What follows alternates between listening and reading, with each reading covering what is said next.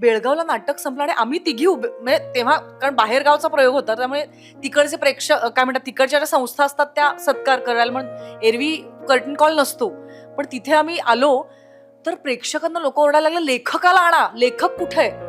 आम्ही तिघी उभ्या होतो आणि लोक टाळ्या वाजवताना म्हणत होते, लेखकाला समोर आणा, लेखक कुठे आहे, लेखकाला समोर आणा. जणांना त्यांच्या आईचे फोटो मला दाखवतात आणि खरोखर ती मी जी नाटकात दिसते, हो आई आई हो, तू त्या मैत्रिणीच्या आईचं म्हणजे तिची ती वेणी आणि ती सेम, आणि ती येऊन दाखवतात गळागळा रडत, हे बघा हे बघा.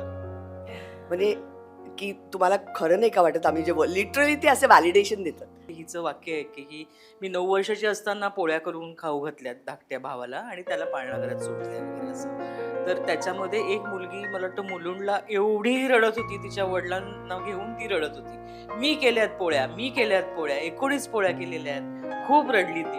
ते म्हणतात की आम्हाला असं वाटतं की आम्ही कुणाच्या तरी घरात डोकावून बघतोय, नाही असं चोरून बघतोय, ह्या घरात त्यांचं काहीतरी चाललंय आणि आम्ही चोरून हे सगळं बघतोय, असा एक फार मोठा प्रतिक्रिया मिळते. एक पुरुष प्रेक्षक मला पुण्याला आठवत आहे, ते येऊन मला म्हणाले होते, ताई खरं सांगू का, मी येणार नव्हतो या नाटकाला, एकतर तुम्ही 3 बायका आहेत आणि मला असं वाटलं की रडायचं नाटक असेल, जसं नीना ते म्हणाली तसं, पण मी आलो या नाटकाला कारण म्हणे मला माझ्या बायकोनी यायला लावलं आणि मी रडलोय ताई, पण मला असं वाटतं काही अश्रू गरजेचे असतात. तर वाशीला एकदा मी प्रयोगाला गेलो तर तिथे एक वडील आले आणि ते म्हणाले, आज मला माझी मुलगी कळली, ती कशा कशातनं जात असेल, की तिला काय मनात ताण होत असेल आणि आपण काय कळ मुलांवर किती गोष्टी लादतो. जेव्हा मी पहिल्यांदा स्क्रिप्ट ऐकलं या नाटकाचं, दुसऱ्या किंवा तिसऱ्या दिवशी ना एक ट्यून माझ्या मनात अख्खी वाजली, म्हणजे एक म्युझिक, संगीताची एक धून अख्खी,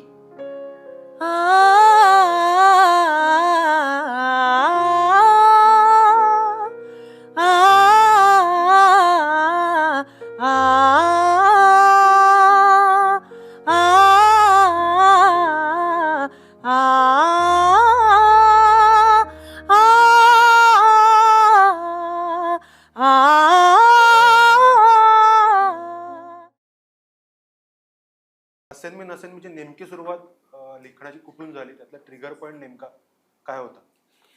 हा म्हणजे तोच आहे की जगण्यातूनच लिहायला सुचतं मला तरी, आणि मी एवढं बहुप्रसवी अजून झालेलं नाही, इतकं काही लिहिलेलं नाही आहे, त्यामुळे जे काही मोजकं लिहिलेलं आहे ते सुद्धा काही जगण्याचे अनुभव जे आतमध्ये खोलवर पोहोचतात, त्यांनी एक हलवून गेल्यासारखं होतं वगैरे, ते नोंदवण्याचा प्रयत्न राहतो. आणि भोवतालात मी बघत होतो आणि वैयक्तिक आयुष्यात सुद्धा काही घटना अशा घडत होत्या की जिथे आता हा एक मोठा वर्ग तयार झाला, आणि विशेषतः पुण्यामध्ये मी बघत होतो की आई वडील इकडे राहतात आणि पोरं परदेशी आहेत, हे इतक्या मोठ्या प्रमाणावर घडत होतं की ते सारखंच जगत होतो.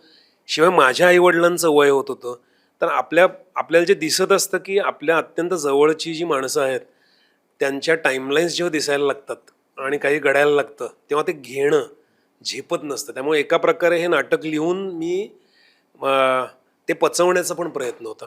हे जे काय अवघड जो प्रकार आहे सगळा जगण्याचा आत्ताच्या, त्यांच्या वृद्ध होत जाणं, त्यांचा एका प्रकारे ती फ्लेम म्हणतो ना आपण, ती अशी थरथरताना पाहणं, याचा जो काही भावनिक आंदोलनं जी मनामध्ये येतात आणि त्याच्यात ती परिस्थिती काय म्हणतात त्याला, कंपल्सरी आहे, म्हणजे त्याला काही इलाज नाही, कोणाला ते टाईमलाईन्स वर्तुळ पूर्ण होणारच आहे, पण त्या आत्ताच्या काळात झेपण्याचा जो प्रकार आहे तो पकडण्याचा प्रयत्न केला. कारण पूर्वी एकत्र कुटुंब पद्धतीत खूप माणसं एकत्र असायची, आता युनिट फॅमिली स्ट्रक्चर्समध्ये 1-1, 2-2 जण जगतात, तर ते सगळं पकडण्याचा मी प्रयत्न केला होता. यापूर्वीचं जे नाटक आहे तुझं पुनश्च हनीमून किंवा पुनश्च म्हणे फिरसे हनीमूनचं जे नाटक आहे, ते जेव्हा लिहिलंस तेव्हा नाटक, तेव्हा तू ते स्वतः दिग्दर्शित केलं, पण यावेळेला तू ठरवून अमृतनेचं दिग्दर्शित करावं म्हणून लिहायला घेतलेलंस की सुरुवातीला काही वेगळा विचार होता? हां, ते मला फार असं वाटायचं की अमृताने दिग्दर्शन करावं, कारण तिच्यामध्ये दिग्दर्शकीय ॲबिलिटी आहे. किंबहुना मी जेव्हा पहिल्यांदा मी एक अगदी एकांकिका लिहिली होती सुरुवातीला, पार्टनर्स नावाची, त्यावेळी तिने दिग्दर्शित केली होती SP कॉलेजकडून, आणि तेव्हाच मी म्हटलं होतं की तुला चांगलं दिग्दर्शन करायला येतं, पण मग तिच्या करिअरने वेगळी वळणं घेतली, अभिनयामध्ये गेली, त्यामुळे ते राहून गेलं होतं.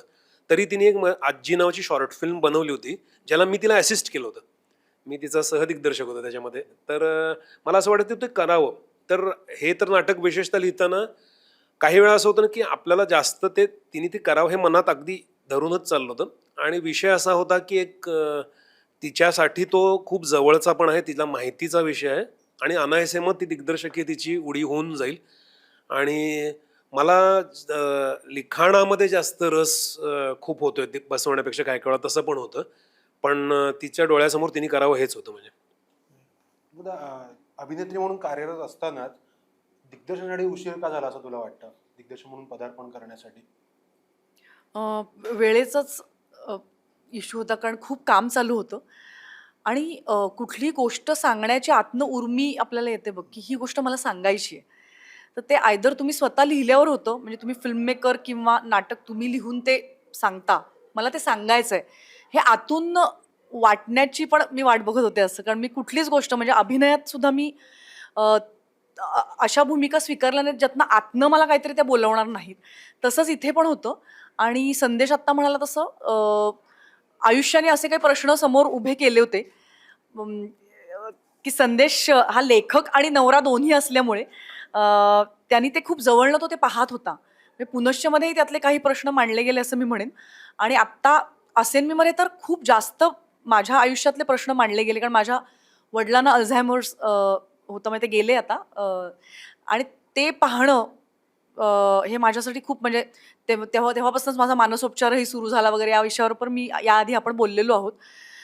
पण म्हणजे ह्या नाटकाचा विषय फक्त अर्थातच डिमेन्शिया किंवा अल्झायमर्स असा नक्कीच नाहीये, पण परंतु तरीसुद्धा तोही एक त्याचा भाग होता. आणि त्याच्या अनुषंगाने येणारे केअरटेकर्स म्हण किंवा मुलगी, म्हणजे आई, मुलगी आणि मावशी आणि असे सगळे विषय जे होते ते मी आत्ता खूप जवळनं अनुभवत होते.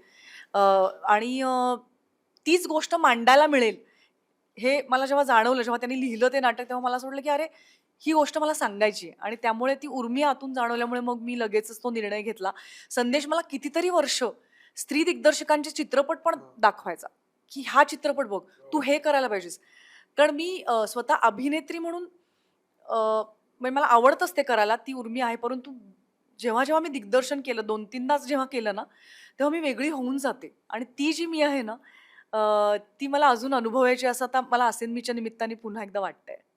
तर संहिता जेव्हा हातात आली पूर्ण लिखाण झाल्यानंतर, ती पात्र असतील किंवा ज्या सुरुवातीला किंवा चर्चा होत असेल लिखाणाच्या प्रोसेसमध्ये सुद्धा, पण अशा वेळेला आपण या पात्राला हे ना हा चेहरा आहे किंवा यांना विचारावं की या पात्राला यांना विचारावं, ही नेमकी कशी चुणूक लागली की नेमकी नीना त्यांना तो रोल विचारावा, शुभांगी त्यांना तो रोल विचारावा, त्याची सुरुवात कशी झाली? मला नेहमी असं वाटतं की दाने दाने पे लिखा है खाने वाले का नाम, तसं रोल रोल पे लिखा है करने वाले का नाम, असं मला वाटतं.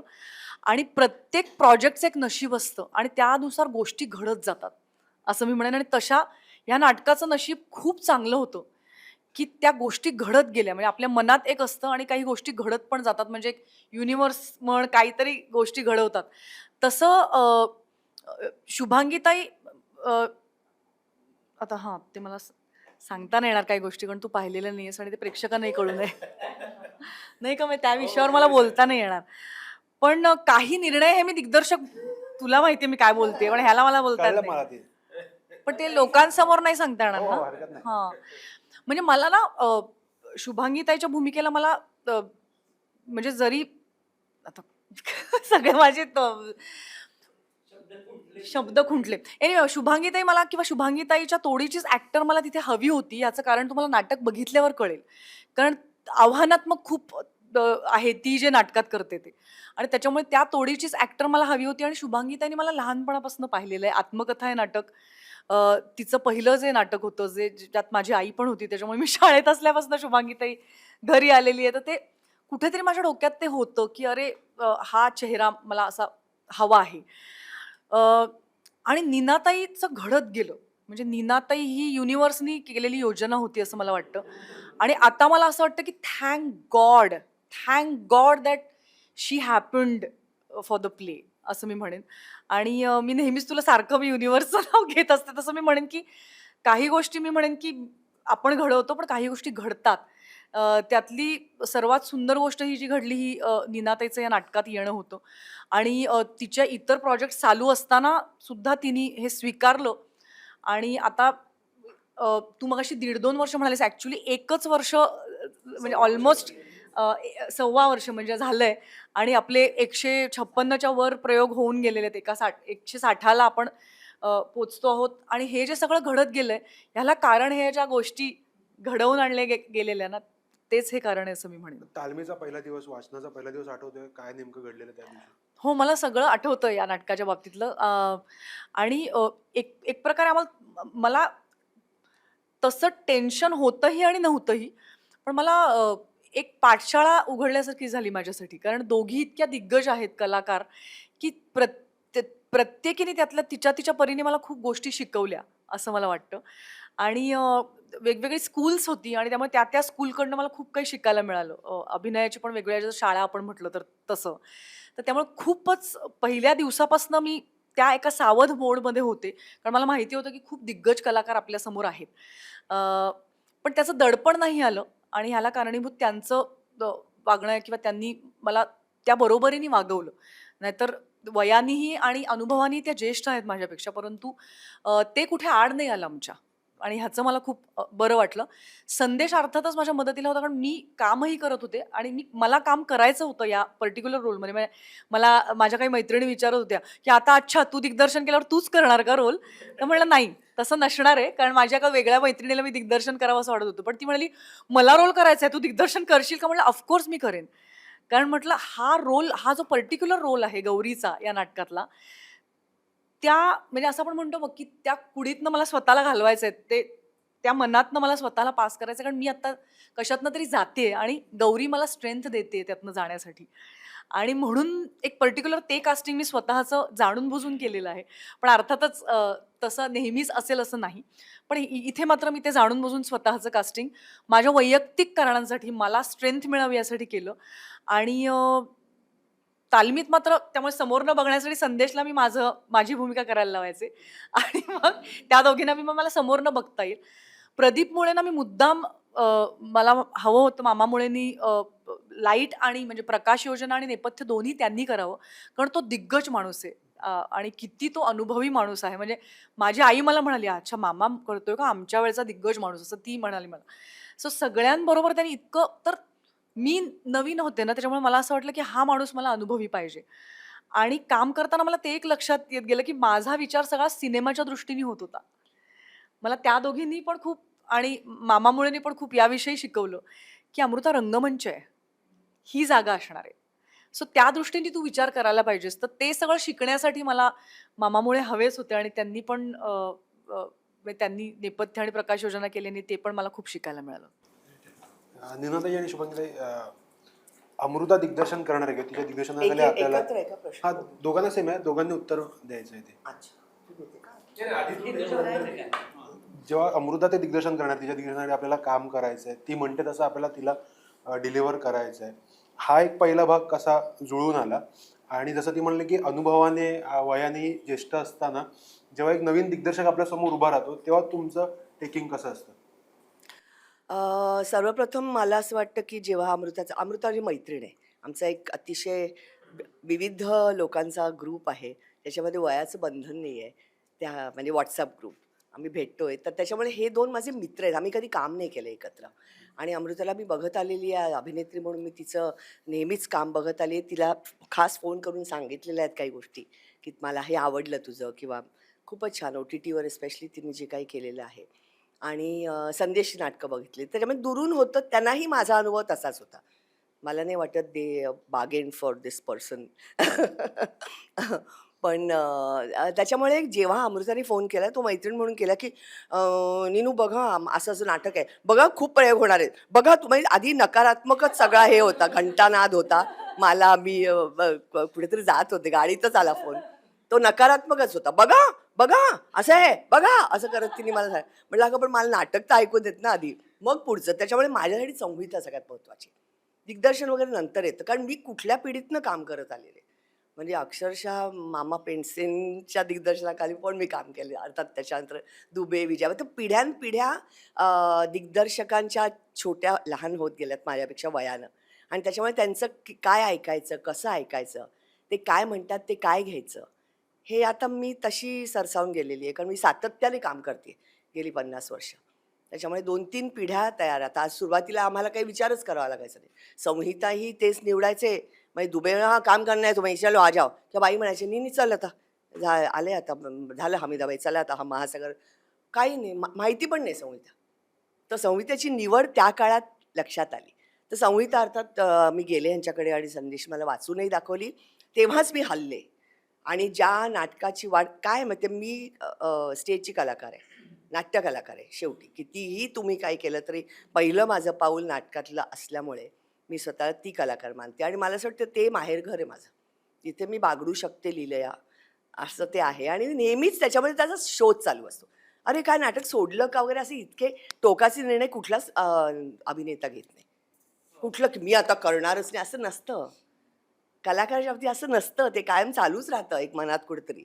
आणि मी नाटक येत होती माझ्याकडे नाटकं, पण मला काही तेवढ्यात खोली पाहिजे त्या नाटकाला.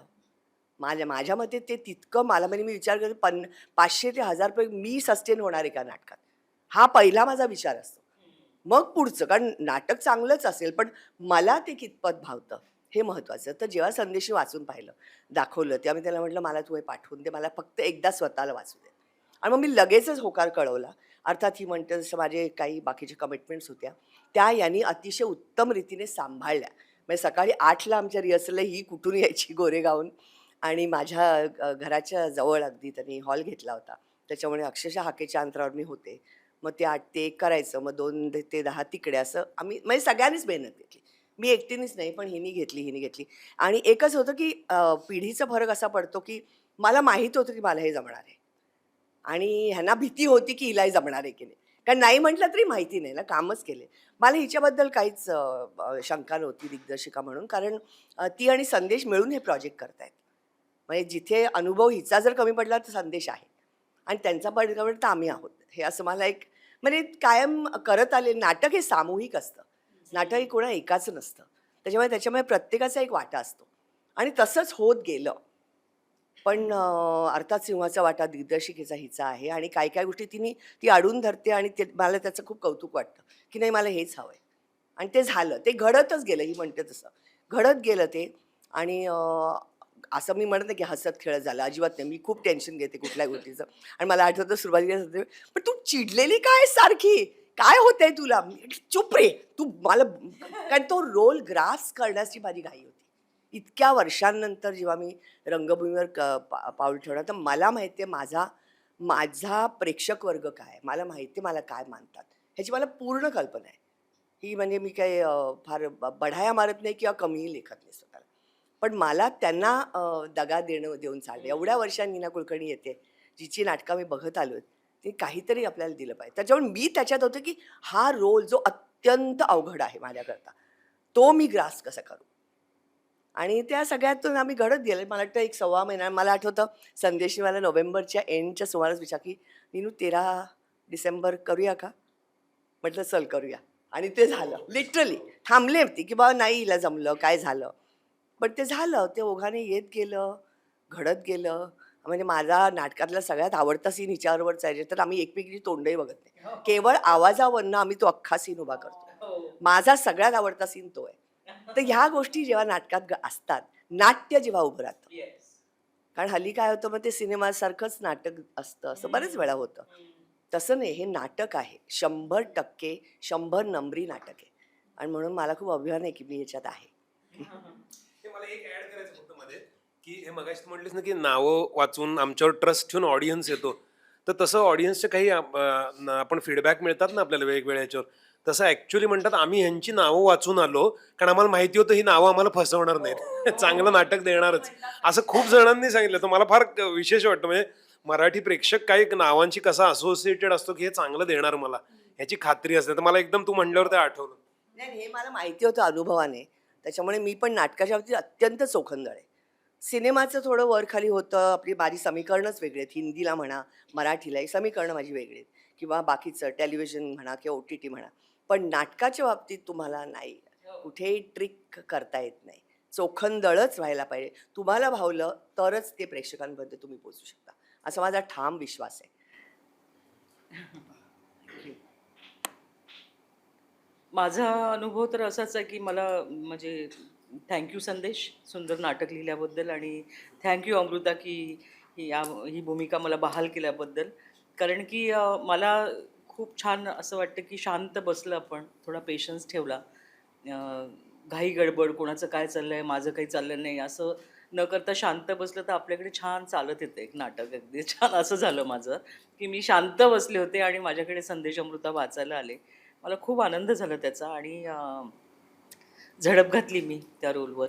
कारण की मला खूप आनंद झाला. कारण नीनाताई जसं म्हणाल्या तसं काहीही केलं तरी शेवटी आस असते की त्या जिवंत अनुभवाची तुम्ही तो प्रयोग करता.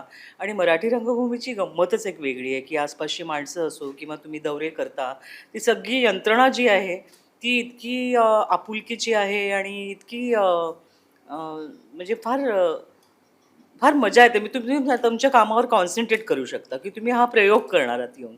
बाकी सगळं असं सुलभ आहे, म्हणजे फार मानसिक ताण बाकी नाही आहे. तर ती आस फार लागते की नाटक करायचं.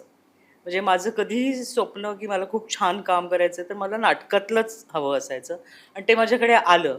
आणि असं काय एकदम वयाचं असं नाही म्हणायचं, पण 60व्या वर्षी तुमच्याकडे एक उत्तम कसदार अशी कलाकृती आहे याचं मला खूप आनंद होतो. कारण की ते नसतं तर फार वाईट वाटलं असतं. म्हणजे करत राहतो माणूस हे ना ते काम करत राहतो, पण एक मराठी नाटक आणि तेही उत्कृष्ट लिहिलेलं आणि उत्कृष्ट दिग्दर्शित केलेलं आणि छान को ॲक्टिंग ज्याला म्हणतात त्याची आम्ही मजा घेतो याच्यामध्ये. को ॲक्टिंग ते फार महत्त्वाचं असतं. नाटकात तरी फार महत्त्वाचं असतं. सिनेमात आणि सिरियलमध्ये ते कोणाविनासुद्धा आपण काम करू शकतो. पण इथे सगळ्यांनी मिळून काम करून तो एक छानपैकी एक म्हणजे त्याला प्रयोगच, म्हणजे ती घटना घडते जेव्हा स्टेजवर तेव्हाच ती प्रेक्षकाच्या हृदयाला जाऊन पोचते. तर हे प्रयोग करताना फार मजा येते आणि अ, म्हणजे संदेश आणि अमृताचे मला खूप पुन्हा पुन्हा आभार मानावेसे वाटतात आणि आम्ही खूप छान प्रयोग करतो आणि तो हृदयाला स्पर्श करतो सगळ्यांचा, याचा खूप आनंद आहे मला. तुमचा उल्लेख केला प्रसंगाचा की तुम्ही एकमेकांकडे बघत नाही, त्या प्रसंगाविषयी मला सांगा ना, काय नेमकं ते नाही, तो फोन कॉल आहे, फोन कॉल आहे आणि आम्ही थोड्याशा बहिणी बहिणी आहोत आम्ही आणि मी थोडीशी खेळकर आणि खोडकर अशी आहे आणि ती थोडीशी म्हणजे माझ्याशी बोलतानाच ती खुलणारी अशी ती आहे. त्यामुळे ते खूप उठून दिसतं की बाकी वेळेला ती थोडीशी स्वमग्न अशी आहे आणि बहिणीच्या फोनवर बोलताना ती आम्ही दोघीजणी लहानपणच्या आठवणी काढतो, गहिवरतो, खूप हसतो. तर त्याच्यामध्ये फार मजा गिव्ह अँड टेक आहे तो आणि खरंच आम्ही एकमेकींकडे म्हणजे दिसत पण नाही, म्हणजे तिला तर मी दिसतच नाही आणि माझा चेहरा वेगळीकडे असतो. पण तो कनेक्ट आहे, ती म्हणते तसं प्रत्येक प्रयोगात आम्ही तो गाठतोच. म्हणजे त्यात फरकच होत नाही कधी. म्हणजे असं असं नाही झालेलं आहे कधी की आज जमलं, आज नाही जमलं. ती पण तेवढ्या जबाबदारीने त्या वाक्यांचं माझ्याकडे देते, लाट देते आणि मग मी पण ती पुन्हा पलीकडे पोचवते. तर ती खूप मजा येते आणि त्याच्यावर मुख्य म्हणजे आमच्या दोघीतच नाही चालत, अख्खं प्रेक्षागृह त्याच्याबरोबर असतं आणि ते कळतं. थोड्या थोड्या हुंकारातनं कळतं किंवा थोडेसे लाफ्टर्स असतात. पण एकाच वेळेला तरल पण आहे, एकाच वेळेला खूप लोकांना रिलॅक्स करणारं असं ते संभाषण आहे. त्यामुळे ते खूप मजा वाटते त्याची. आणि गंमत म्हणजे आता आत्ताच्या काळामधलं आत्ताच्या काळाचा एक महत्वाचा भाग आहे असा की आपण निम्मा वेळ फोनवर एकमेकांशी बोलत असतो. आज आपण आता प्रत्यक्ष इथे भेटतो आहोत, पण ह्याच्या आधी आपण एरवी फक्त फोनवरच तर बोलत असतो. त्यामुळे आत्ताचं जगणं जे आपल्या सगळ्यांचंच झालेलं आहे ते फोनवर फार मोठ्या प्रमाणावर होतं आणि ते त्या नाटकात सहज त्याचा अंतर्भाव करायला जमलेला आहे. म्हणजे त्या स्ट्रक्चरमुळे जमलं वगैरे. पण किती वेळ आपण फोनवर घालवतो एकमेकांशी बोलताना, तो त्या नाटकात येतो सातत्याने. आणि मला कोणतरी म्हणत एवढे फोन कॉल्स आहेत नाटकात तुझ्या, की नंतर असं वाटलं की म्हणजे फोनवरूनच म्हणजे तू सगळं सांगतोस मला. पण दुसऱ्या अंकामध्ये त्याचा फार वेगळा परिणाम पण साधता आलाय आम्हाला त्या फोन कॉल्सचा. त्यांच्या एक वेगळा एक या निमित्ताने खरंच सांगते की नाटकाचे जे क्राफ्टिंग म्हणतात ना, ते इतकं उत्कृष्ट केलंय संदेशने. क्राफ्टिंगच इतकं की त्यातला एक शब्द इकडचा तिकडे हलू शकत नाही, तो हलवूच देणार नाही, इतकं ते टाईट त्यांनी केलेलं आहे की आता नाही, आता हे नको, हे ते सगळं ती बेरीज वजाबाकी जी होती ती ह्या दोघांनी म्हणून आधीच केलेली आहे. त्याच्यामुळे आम्हाला जर काही करायचं तर फक्त तालमींमध्ये आम्ही ते केलं आणि मी त्या तालमीत तयार झालेली की एकदा नाटक आपण तालमींमध्ये बसव की ते त्याच्यामध्ये अंतर्गत तुम्ही प्रयोग करा, पण ते हलवू नका. आपले शब्द टाकून मग पेस जाते, साधी गोष्ट आहे. जरासं तुम्ही एक वाक्य इकडचं इकडे हलवलं की त्या नाटकाचा ची लयच बिघडते. संगीतासारखं आहे ना ते. तर ते मी त्या पठडीतून आल्यामुळे मला फारच मेजवानी आहे ही. नाही तर असं मिळतच नाही अजिबात करायला. आणि ते फोनचं मला एक आवर्जून सांगायचं म्हणजे किती प्रेक्षक नंतर येऊन म्हणतात की एवढे फोन कट्स होते आम्हाला कळलंच नाही. कारण तू पुनश्च हनीमून बघितलंस तेव्हा तुला जाणवेल. तसंच या नाटकात परवाच्याही प्रयोगात एका मुलांनी मला येऊन सांगितलं की फोनवरची माणसं पण आम्हाला आमच्यासाठी खरी होतात. आता पुनश्च मला कशी ती आईचा फोन सारखा येत असतो इथे. हा म्हणजे फोनवर जी माणसं दिसत नाहीयेत. माझ्या भावाचा फोन येत असतो, रोहन, माझं नाव गौरी आहे या नाटकात, रोहनचा फोन येत असतो, श्रीचा फोन, माझ्या नवऱ्याचा फोन येत असतो, त्या दोघी. पण ती सगळी माणसं सुद्धा, संदेशची काय खासियत आहे त्या लिखाणात मलाही खरंच ते शब्दात नाही म्हणता येणार, पण ती माणसं तुमच्यासमोर खरी होतात. कदाचित जे डिटेल्स घेऊन तो उतरतो लेखक म्हणून त्याच्यामुळे ते होत असणार असं मला वाटतं की ती माणसं खरी होतात तुमच्यासाठी. म्हणजे इतकं बारकाईने लोक नाटक बघतात आणि नंतर येऊन सांगतात त्याविषयी. आणि काही आव्हानं म्हणजे आता शुभांगीताईच्या भूमिकेच्या आव्हानाविषयी मी बोलू नाही शकणार कारण मग प्रेक्षकांसाठी काही गोष्टींचा रसभंग होतो. ती जे आव्हान पेलते या नाटकात. पण नीनाताईविषयी मी बोलू शकेन कारण तो तसा सस्पेन्स असा नाही आहे. सस्पेन्स नाही पण म्हणजे एक सरप्राईज असं नसलं जरी तरी ते खूप मोठं आव्हान ती पेलते असं मला वाटतं. ते म्हणजे तुम्ही डिमेन्शिया झालेल्या अनेक भूमिका तुम्ही सिनेमांमध्ये पाहिल्या असतील, पण चालू काळात तुला एक ग्राफ दाखवायचा आहे त्या बाईचं डिटेरिओरेशन जसं होत जाणार आहे चालू काळात. आणि ह्याच्यामध्ये ती तर अक्षरशः ते मॅनरिझम्स हळूहळू हळूहळू हळूहळू बदलत ती पुढे जाते. आमची मेकअप आणि हेअर टीम म्हणजे तू जर नाटका मागे येऊन बघशील ना जे चाललेलं असतं कारण तिचे लुक्स बदलणार असतात, तिचे चेंजेस क्विक, आणि हे सगळं क्विक. म्हणजे हे सगळं चालू काळात होणार आहे ना. म्हणजे तुला 2 मिनिटं काय, मी जास्तीच सांगते, 1.5 मिनिटं आहे तुझ्याकडे आणि तुला त्या ब्लॅकआउटच्या नंतर एक वेगळं तिचं 6 महिने पुढे गेलेत, 6 महिने पुढे गेलेत, 6 महिने पुढे गेलेत, हे तुला चालू काळात दाखवणं, तुला वेळ नाही आहे विचार करायला त्याचा.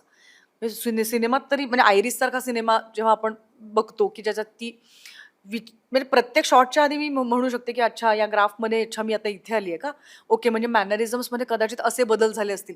हे सगळं तुला नाटकात चालू काळात करावं लागतं आणि ते आव्हान खूप मोठं होतं आणि ते जास्ती पण नाही होतं का मग. म्हणजे ते दाखवणं जे आहे ना ते संयत पद्धतीने होणं ही इतकी तारेवरची कसरत आहे असं मला वाटतं. त्यामुळे मला खूप मजा येते ते अनुभवणं असं मी म्हणेन. मगाचपासून आपण ना प्रेक्षकांचा उल्लेख करतोय आणि आम्ही सुद्धा सोशल मीडियावरनं ना प्रेक्षकांच्या ज्या प्रतिक्रिया आल्यात ना ते पाहिल्या आहेत. म्हणजे अनेकदा काही प्रेक्षक भावूक झालेले आहेत, तुमच्याशी बोलताना त्यांना गहीवरून आलेला आहे.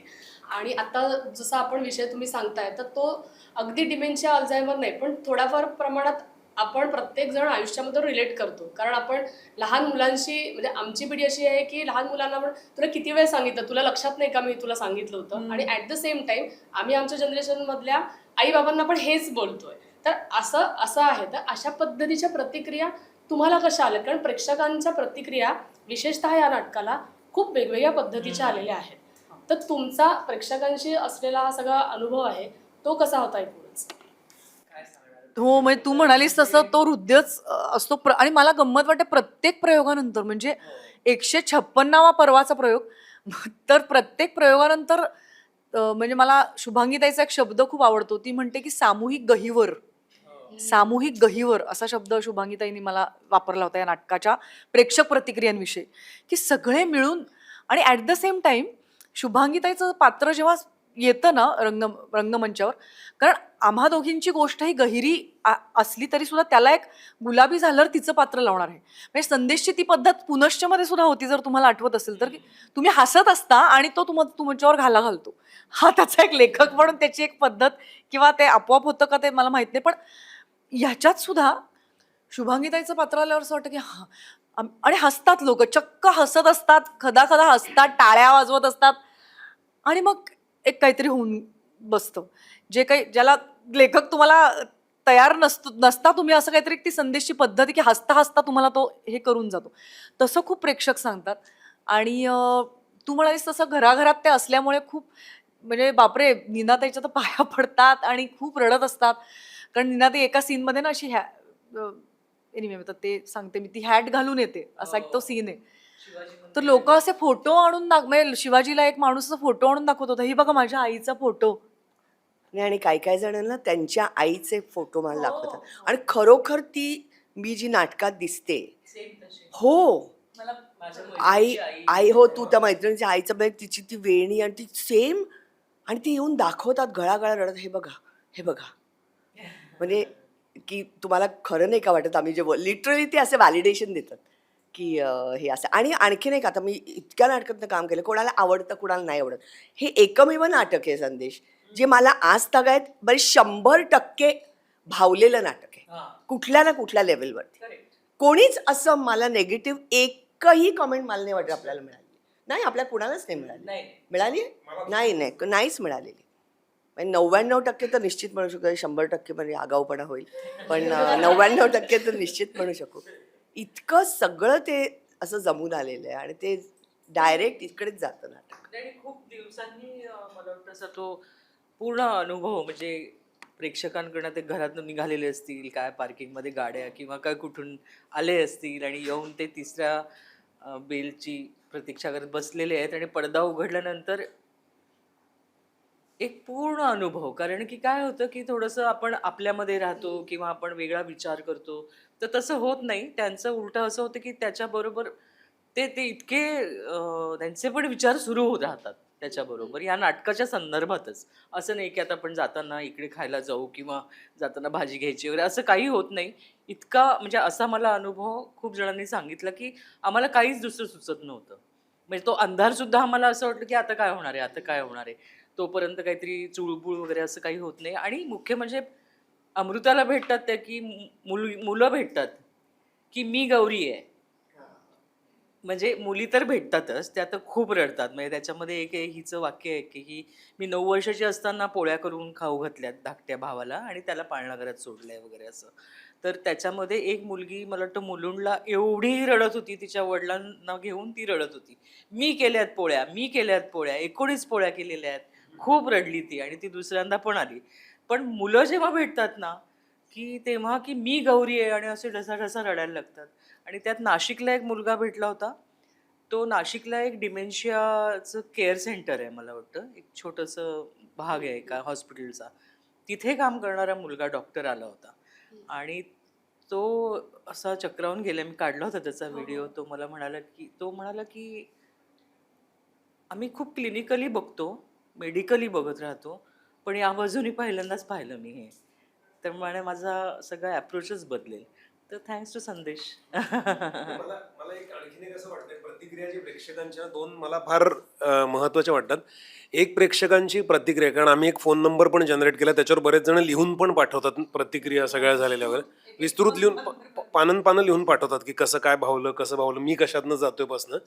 पण एक फार छान प्रतिक्रिया जी ह्या तिघींना त्यांच्या अभिनयाने एकरूप होणं म्हणतो ना, आणि ज्या प्रकारे बसवलंय नाटक त्याच्यात, ते म्हणतात की आम्हाला असं वाटतं की आम्ही कुणाच्या तरी घरात डोकावून बघतोय, म्हणजे असं चोरून बघतोय, ह्या घरात त्यांचं काहीतरी चाललंय आणि आम्ही चोरून हे सगळं बघतोय, असा एक फार मोठा प्रतिक्रिया मिळते. आणि आणखीन एक प्रतिक्रिया म्हणजे बाकी त्यातला भावनिक भाग वगैरेच्या पलीकडे नात्यांमध्ये, आई आणि मुलीच्या नात्यामध्ये अनेकदा अनरिझॉल्व्ड तेढ असते, खूप ताण असतो तो, आणि ते फार लव्ह हेटचं असं एक मिश्रण असतं. आपल्याकडे थोडंसं आईचं प्रेम म्हणजे मातृदेवो भव या दिशेला जातं आणि तिला ते ह्या नाटकामध्ये ते थोडंसं ते उघडं केलं जातं ते, आणि त्यामध्ये त्यामुळे ताण जे त्यातल्या नात्यातले आहेत ते बाहेर येतात. तर काही प्रेक्षकांना त्यात ते भावून की हो आम्हाला हे असं वाटून गेलेलं आहे आणि आम्हाला असं म्हणता आलं नव्हतं.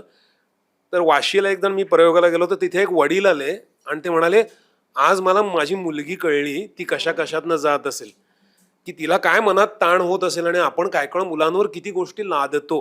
तर ते मला फार या दोन प्रतिक्रिया महत्वाच्या वाटल्या. नाही, मलाही आता म्हणजे परत मी म्हणते अनुभव पण आहे, आता काही इलाज नाही, दरवेळेला मी तेच म्हणेन, कारण इतक्या वेळेला प्रतिक्रिया ऐकलेल्या आहेत इतर नाटकांच्या सुद्धा. रडत येतात ह्याचं काही मला अप्रूप वाटत नाही, ती सगळ्यात बेसिक भावना आहे. पण जेव्हा असं लाईक एक बाई माझ्याकडे नाही का आली आणि ती म्हणाली की जसं ह्याला ते सासू तर मला आज माझी सासू कळली आणि मला फार वाईट वाटतं की मी तिच्याशी असं वागत होते. आज मला माझी सासू कळली. पण मला असं वाटतं लोक काहीतरी घेऊन गेले ह्याच्यातनं, तर मला ते जास्त भावतं, नुसतेच हे करून गेले. रडतात तर रडतात, पण रडकं नाटक नाही आमचं. सांगायचा माझा उद्देश आहे की आमचं येऊन धाय मोकलून रडून गेलं असं नाटकच नाही आहे ते. त्याच्यामुळे जे रडतात त्यांना दुसरी कदाचित पद्धत नसेल प्रतिक्रिया द्यायची म्हणून असते कधी कधी, त्यांना अनावर होतं. पण दुःखी आहे म्हणून कोणी रडत नाही, तर स्वानुभव त्यांना मिळालेला असतो म्हणून ते रडतात. तर हे मला एक खास नमूद करायचं आहे की नाही तर आपल्याकडे काय होतं, अचानक ते पाळंडा पाडलं, अच्छा हे दुःखी नाटक आहे, अच्छा हे कॉमेडी आहे, हे असं नाही आहे. हे सगळं संमिश्र आहे आणि आयुष्याचा स्लाइस ऑफ लाईफ म्हणतो तशा पद्धतीचं हे नाटक आहे. हे खूप महत्वाचं रीनाताई म्हणाली असं मला वाटतं.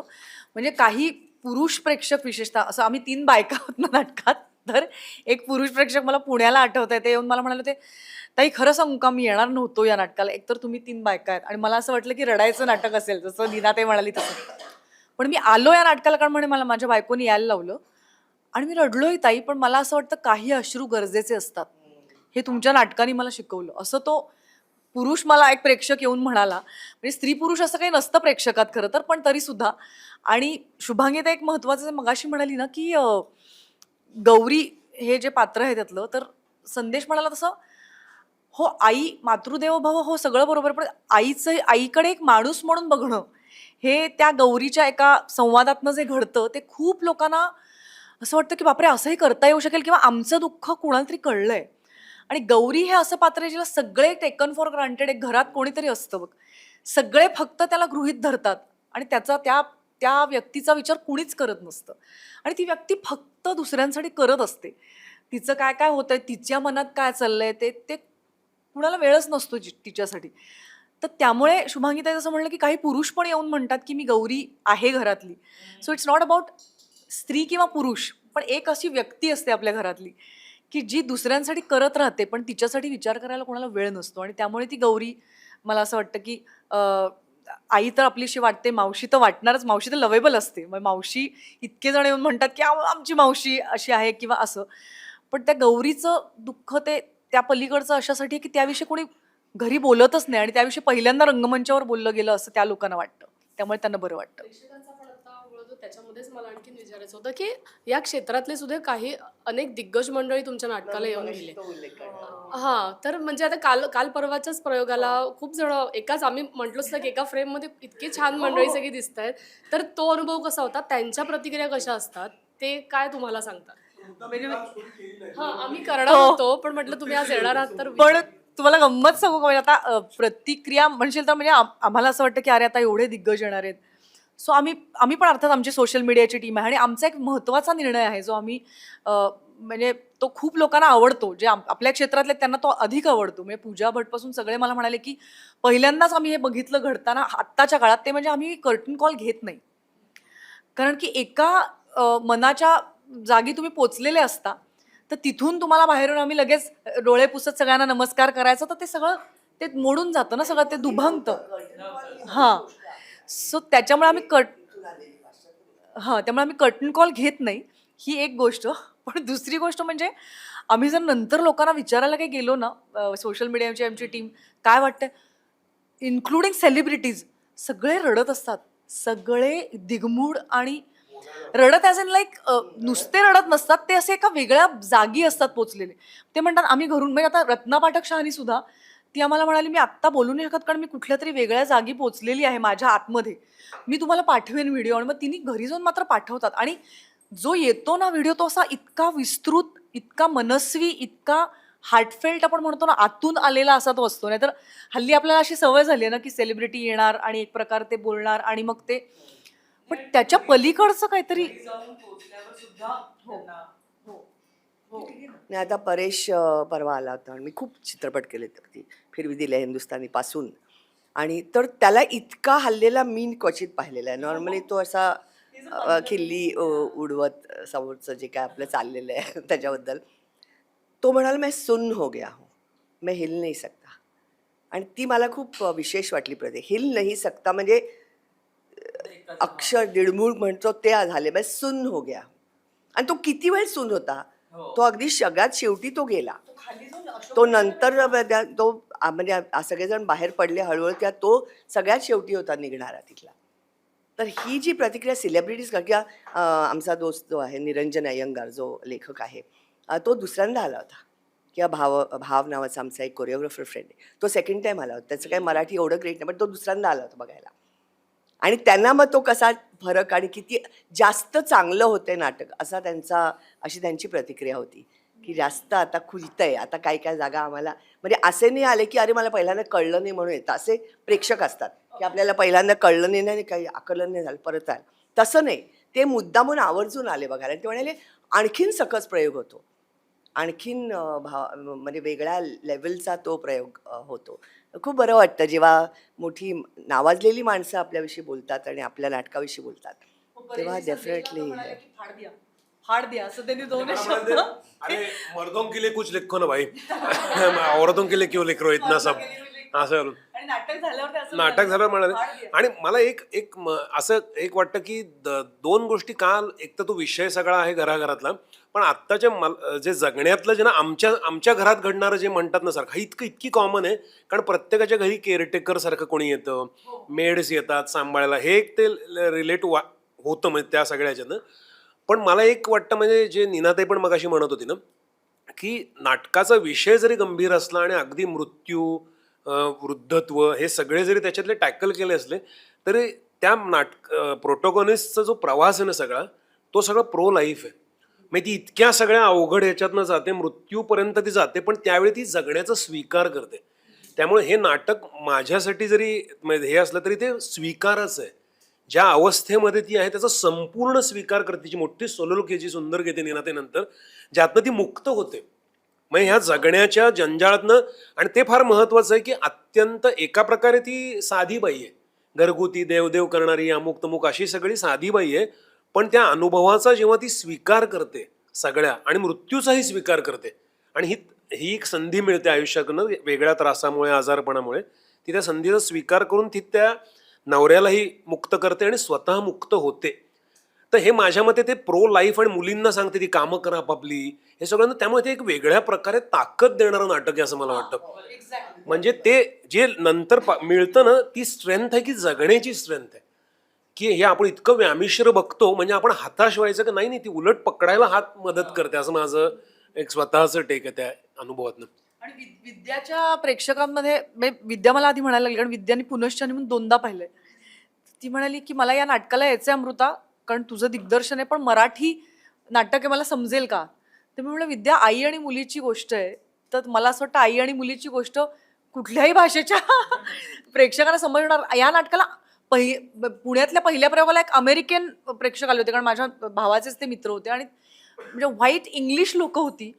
त्यांनी पहिल्या अंकात माझ्या भावालाच विचारलं की हिच्या नात्यात, माझ्या नात्यात काही प्रॉब्लेम्स चालू आहेत का, आणि हिच्या मेमरीला काही प्रॉब्लेम्स आहेत. म्हणजे त्यांना सगळं कळत होतं, जे इंग्रजी बोलणार. एक तर विद्या म्हणाली मला ते नाटक भाषेच्या पलीकडे गेलं, म्हणजे मला ते इतकं तिला तरीही खोलवर भिडू शकलं. म्हणजे मराठी आहे, हिंदी आहे, हा मुद्दा आड आला नाही, तर ह्याचाही मला एक आनंद झाला. दिग्दर्शन करत असताना जसं मगाशी उल्लेख झाला की त्या कॅरेक्टरमध्ये जे मॅनरिझम आहेत, तो जो ग्राफ्ट आहे 6 महिन्याचा पुढे जाण्याचा, ते लीप घेण्याचा, ते बसवताना कशा प्रकारे बसवत होतीस तू? तुझी निरीक्षणं काय होती आणि ती त्यांना कशा प्रकारे सांगत होती, आणि ते जे पुन्हा करतात जेव्हा ब्लॅकआउटमध्ये, ते कसं नेमकं जुळून येतं तुम्ही, ती तालीम कशी झाली होती? मला ना, मी खूपदा वाचत राहते जेव्हा, आणि मला काय डोळ्यासमोर दिसतंय हे लिहित राहते, अशी म्हणजे माझी वेगळी वही होती. आणि सगळ्या पद्धतीचं, कारण दिग्दर्शकाला इतक्या पद्धतीचे निर्णय घ्यायचे असतात, राईट फ्रॉम दीपा तिची भूमिका, दीपा, वर्षा तिच्या भूमिकेचं नाव गौरी, ह्यांचे रंग काय असतील, ह्याचे रंग काय असतील, म्हणजे कॉस्ट्युम्सचे रंग काय असतील, मला प्रकाश योजना कशी, कल्पनेत मला काय दिसतंय. माझ्या आता कल्पना नेपथ्याच्या अशा होत्या की मला प्रदीप म्हणालाय अमृता हे ब्रॉडवे नाही आहे, शिवाजी मंदिर खाली. तर मला असं वाटतं की नाही, मग ती अशी हवेत ना, नाही थांब वगैरे. तर मग नंतर तो मामा मला म्हणायचे तू विचार कर, नंतर आपण तुला जमिनीवर आणूया, तुझे विचार तू मोकळे सोड. सो ते मी खूप करायचं. माझ्या वह्या अशा लिहिलेल्या असतात अनेक पद्धतीने. आणि मी कपोलाविषयी वाचलं होतं की गॉडफादर करत असताना ना, त्यांनी असं सांगितलं होतं की एक शब्द असा असतो जे बीज म्हणून तू ठरवायचंस, आणि त्याच्यावर ते झाड उभं राहणार असतं. म्हणजे सगळे निर्णय तिथून जन्म घेणार असतात, असा तो शब्द असतो, असं मी त्याचं ऐकलं होतं. सो मी विचार करत होते की ह्या नाटकाचा काय शब्द माझ्या मनात येतो की जो सगळे ते निर्णय घेईल तो असा काय शब्द असेल. तर मला या तिन्ही पात्रांचा एक शब्द लक्षात आला, तो म्हणजे टेनॅसिटी. म्हणजे मराठीत आपण ज्याला विजिगिषा म्हणतो ना, विजिगिषा म्हणजे कम वॉट मे. म्हणजे त्या शेवटी तिघी एका पॉइंटला, एका दुःखद क्षणी पण तिघी एका वेगळ्या पद्धतीने हसत असतात, विनोद करत असतात. सो ती विजिगिषा मला खूप जाणवली या नाटकात आणि तो शब्द माझ्या डोक्यात आला आणि एक खूप चित्तथरारक अनुभव दिग्दर्शिका म्हणून मला आला या नाटकामुळे, ज्याची मी कल्पना केली नव्हती. जेव्हा मी पहिल्यांदा स्क्रिप्ट ऐकलं या नाटकाचं, दुसऱ्या किंवा तिसऱ्या दिवशी ना एक ट्यून माझ्या मनात अख्खी वाजली. म्हणजे एक म्युझिक, संगीताची एक धून अख्खी.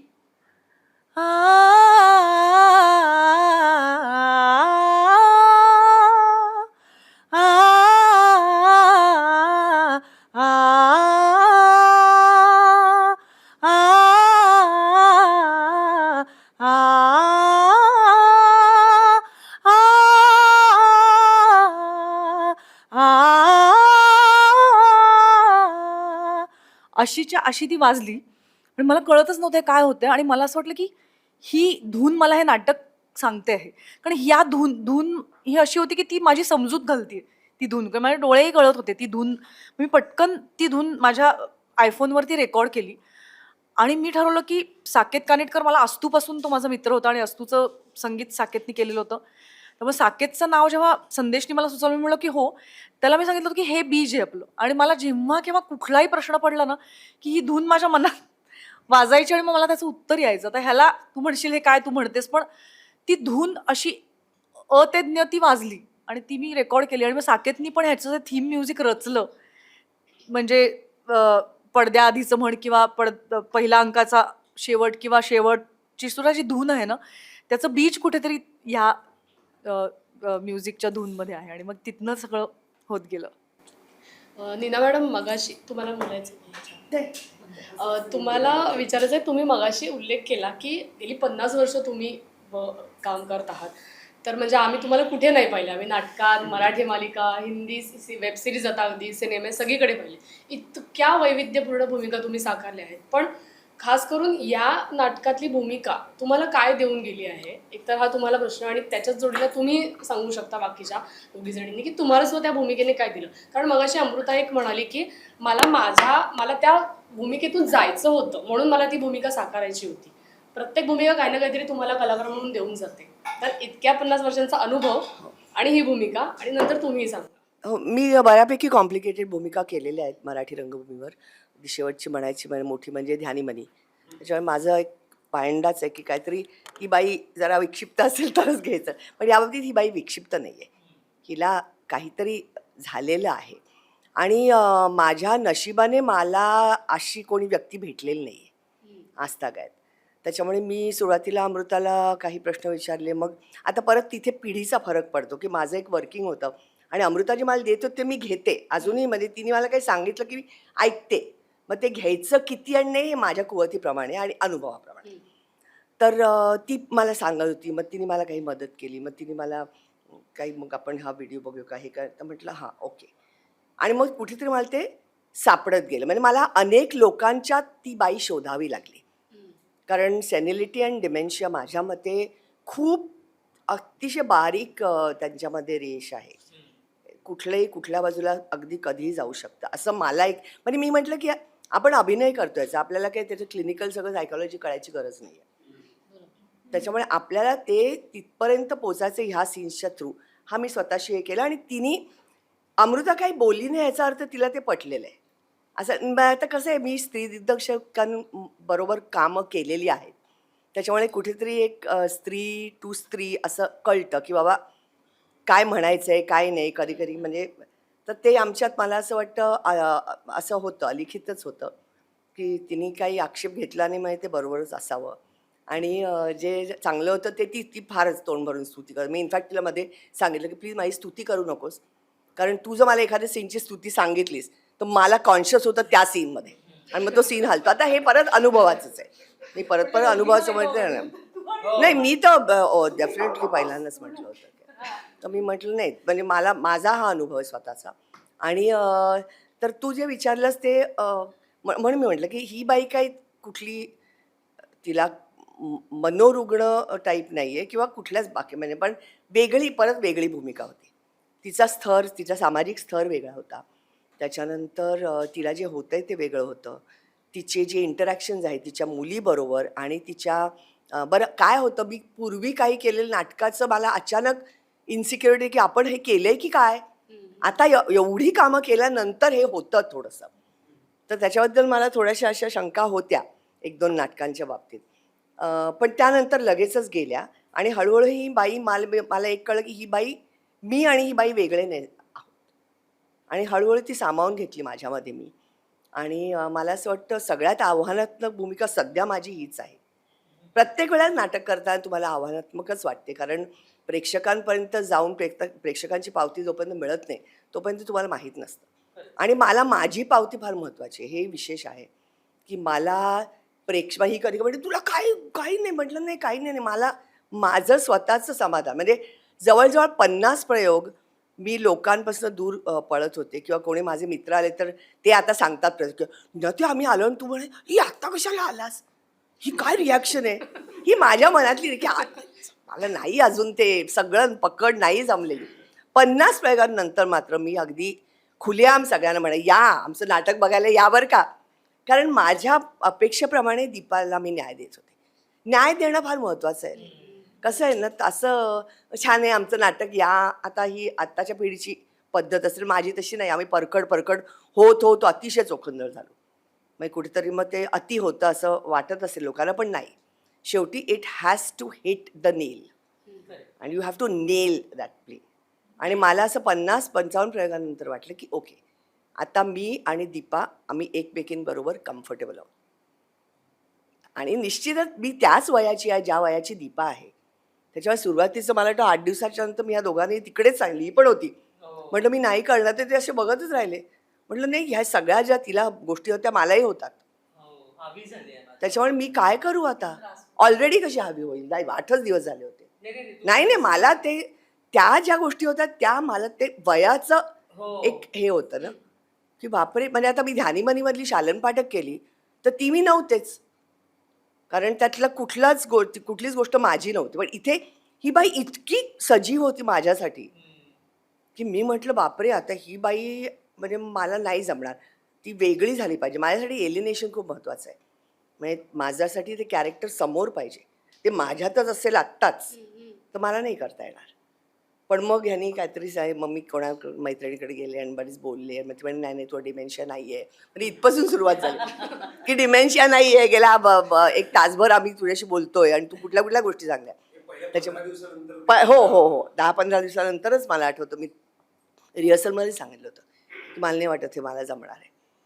पण भीतीदायक आहे हा रोल जो लिहिला आहे ना, खूप भीतीदायक आहे. आणि तिचं प्रोग्रेशन होत जातं आणि ह्या दोघींची होरपळ होत जाते त्याच्यामध्ये.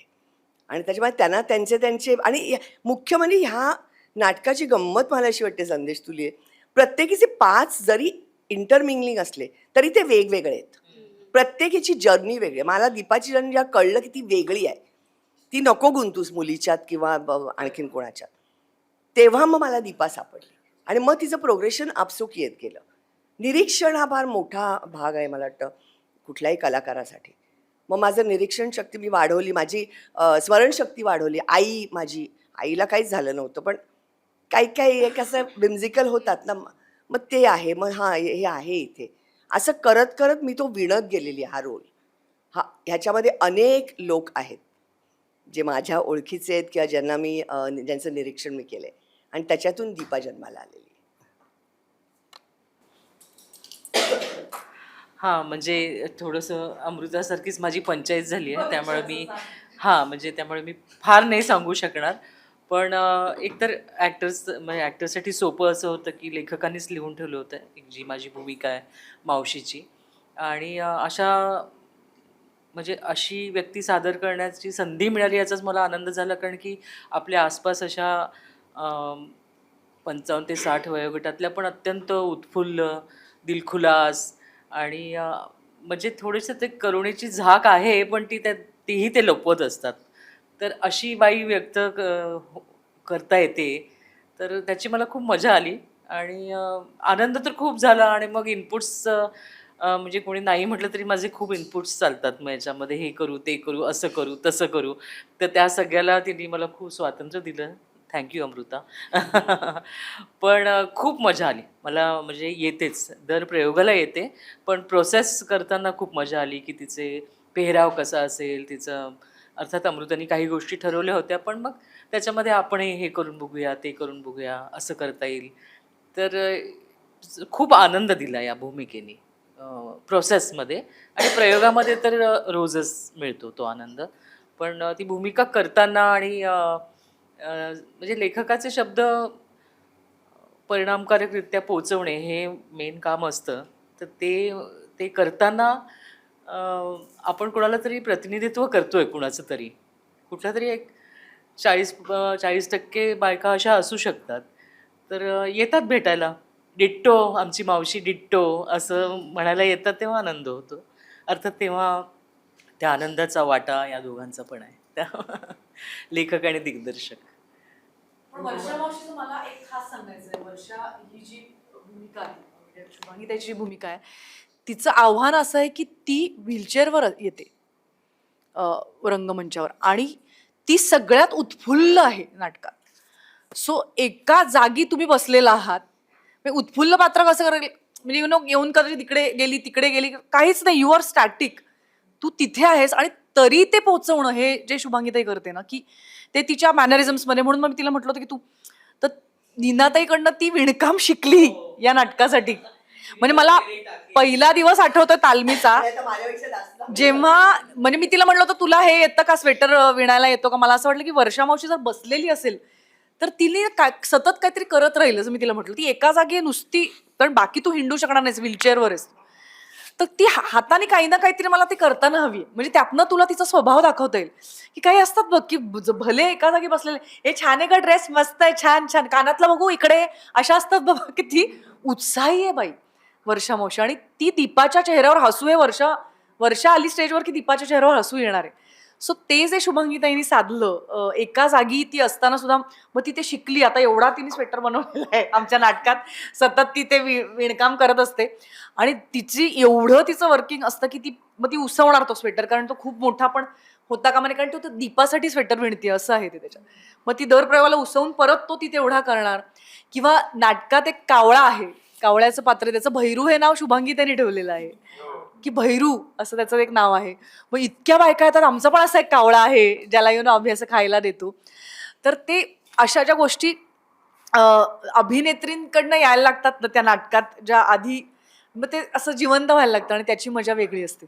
नाही, एक अमृताचं दिग्दर्शनाचं इथे सांगते. म्हणजे तिने म्हटलं की ती स्टॅटिक आहे त्याच्यामध्ये. आणि तो जो सीन जो मी म्हटलं माझा अत्यंत आवडता सीन आहे, त्याच्यात तिने मला सतत हलतं ठेवलंय. आता वास्तविक मी मोठी बहीण, मग एरवी कोणी म्हटलं असं की नाही हिला बसवून ठेवूया, ही पण बसलेले, दोघी बसूनच काय बोलतील. पण तसं न करता हिने मला इतकं हलतं ठेवलंय. मी सतत ह्या खोलीतून त्या खोलीत, त्या खोलीतून त्या खोलीत. आणि असं नाही की तू जाऊन तिकडे मग काय जे असेल ते संत्र घे, हे घे, जे काही तुम्हाला आता मला प्रॉपर्टी हाताळायची खूप सवय आहे, कारण मी रिअलिस्टिक थिएटरमधनं येते. त्याच्यामुळे केलेलं आहे अख्खे किचनमध्ये काय काय, चहा करायचा, हे करायचं. त्याच्यामुळे तिने जेव्हा हलतं ठेवलं ना, ते मग काय होतं, ॲक्टरला सुद्धा चालना मिळते, की दिग्दर्शक असं म्हणतं का इथे तिकडे जा, अच्छा तिकडे जा, अच्छा मग हां हां हां ओके, मग मी काय करू गं. मग तर ते जे ठेवलं आहे ना, त्याच्यामुळे त्या सीनला मजा येते, की स्टॅटिक पण उत्फुल्लित. आणि ही तशी थोडीशी म्हणजे डाऊनच असते पण हलती. तर या लोकांना किती भावुक दिसत असेल ते चित्र, असं मला वाटतं बाहेरून. एक मला आता ह्याच सीन विषयी मला सांगायचं आहे, म्हणजे या सीन विषयी आपण खूप बोलतोय, जो त्या दोघींचाही आवडता सीन आहे. की त्याच्यात नीनाताईला मी हलतं ठेवलं, आणि नीनाताईलाही ना मी ते म्हणजे मी अशी काही पात्र बघितलीत की जेव्हा तुमचं मेमरीचे काय काही इश्यू व्हायला लागतं, तेव्हा हळूहळू तुमचं ना खाणं थोडं कदाचित कधी कधी तुम्ही, सो ना नीनाताई, you have to see it to believe it. स्टेजवरती खाणं ही पण एक कला आहे असं मला वाटतं. काय पद्धतीने तू खाशील स्टेजवर, तुम्ही असं असं असं करून नाही खाऊ शकत. आणि काही गोष्टी मला शिकाव्या लागल्या. म्हणजे आधी मी तिला लसूण सोलायला ती म्हणली नाही अमृता, मी जर लसूण सोलला आणि जर चुकून माझा हात डोळ्यात गेला तर त्रास होईल मला. मग मला लक्षात आलं. मग संत्र सुद्धा ती इतकं सुंदर, ती इतकं निगुतीने ते सगळं करते. आणि ज्या पद्धतीने, बिकॉज सी ते तुम्ही स्टेजवर करतात आणि त्याचं एक टायमिंग असतं. तुम्ही हवं तसं हवं तेव्हा मग संत्रच खात बसली, वाक्यावर गेलं बाजूला, असं नसणार आहे ना, असं नाही चालणार आहे. सो ह्या गोष्टी मी अभ्यास केला ती कशा करते याचा, बिकॉज ती एक वेगळी गोष्ट आहे. त्याचं एक टायमिंग असणार आहे, कधी काय, आणि ते आडही आलं नाही पाहिजे, सहजही वाटलं पाहिजे. त्यामुळे प्रॉपर्टी हँडलिंग हे जी ती आत्ता म्हणाली ना, ही एक वेगळी कला आहे. आणि ते मी त्या दोघींनाही दिलं, पण त्या ज्या पद्धतीने त्यांनी ते आपलंसं केलं ना, ही एक वेगळी कला आहे असं मी म्हणेन. आणि त्याला खूप मजा आली आम्हाला. नाही, मगाशी जो तुम्ही उल्लेख केलात की माझं कौतुक करू नका त्या प्रोसेसमध्ये, शुभांगी पण तेच म्हणाल्या, तर त्याविषयी सांगा ना, तो जो थॉट प्रोसेस आहे किंवा अशा प्रकारची एक संकल्पना की अनेकदा कलाकारांना आवडतं की बाबा माझं चांगलं होतंय का दिग्दर्शनाने हो, हे सांगावं. हल्लीच्या पिढीची आहे थोडीशी तुमच्याविषयी व्हॅलिडेशनचा प्रश्न असतो.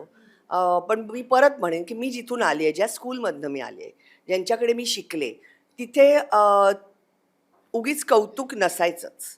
जर चुकत असलं तरच सांगितलं जायचं. अगदी कोणी, म्हणजे आता मी परत बारीक गुरूंची नावं नाही घेते, परत मग ते फक्त तेवढंच राहतं.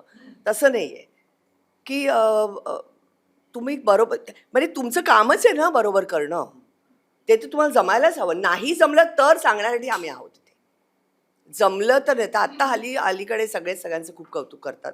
आणि पण आहे म्हणजे मीही करते, पण मला ओव्हर द टॉप नाही जाता येत. आणि असं याचा अर्थ असा नाही की मला आवडलेलं नाही, मला सगळ्याच गोष्टी आवडतात, पण सतत असं ते त्या एनर्जी लेवलला तर मी नाही देऊ शकत या वयामध्ये. पण म्हणून मी हिला सांगायची की तू, आणि एस्पेशली ड्युरिंग द म्हणजे जेव्हा त्या प्रोसेसमध्ये असतं नाटक, ते फारच ती वेळ माझ्याकरता सगळ्यात महत्त्वाची वेळ असते आणि सगळ्यात वल्नरेबल वेळ असते की इकडचं तिकडे हलायला नाही पाहिजे अक्षरशः. म्हणजे मला आमच्या घरात दिलीप असताना जेव्हा आम्ही नाटकात जायचे तालीम करायला, तेव्हा आम्ही एकमेकांना अच्छा बाय, 1 महिन्याने भेटू. ह्याचा अर्थ काय, तर तुम्ही घरी येणार, पण तुम्ही 1 महिनाभर त्या नाटकात असाल. तर मी तिथून आलेली आहे ग, त्याच्यामुळे मी म्हणते की माझं कौतुक करू. हो, दिलीपने सुरू केलं, अच्छा बाय, 1 महिन्याने भेटू. अरे आज बोलायचं नाही मध्ये पण, असं म्हणजे असं ते असायचं पूर्वी. तर ते आहे की कौतुक केलं तर काय होतं, तुम्ही कॉन्शियस होता त्या पर्टिक्युलर ॲक्शनमध्ये. आता फिल्ममध्ये कौतुक ते होऊन गेलेलं असतं, नाटकात नाही म्हटलं तरी एक करताना मग म्हणजे आत्ता केलं ते नाही, आता मी निर्ढावली हिच्या कौतुकाला, कारण ही खूपच तोंड भरून सगळ्यांचं कौतुक करते. त्याच्यामुळे म्हणून ते नको, त्या प्रोसेसमध्ये सांगू नका बरोबर काय झालं ते. बरोबर करणे माझं कामच आहे, मला म्हणून हायर केलेलं आहे. जर चुकत असेल किंवा कुठेतरी दुसरीकडेच जात असेल माझा हा संबंध, रोल किंवा सूर, तर सांगा, कारण ते तुमचं काम आहे आणि तुम्हाला ते संबंध नाटक दिसतं. मला नेहमी वाटतं दिग्दर्शिका किंवा दिग्दर्शक वयाचा इथे प्रश्न नसतो, त्यांना संबंध नाटक दिसतं, जे एक अभिनेता किंवा अभिनेत्रीला दिसत नाही. आपल्याला फक्त आपला रोल दिसतो आणि आपल्या अनुषंगाने जी बाकी नाती असतात.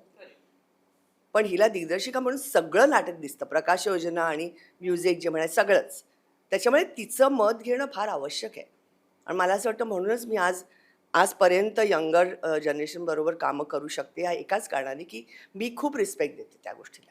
आणि मग जिथे थांबायचं तिथं मीच थांबते मग, की हां आता मला कळलं, आता नको.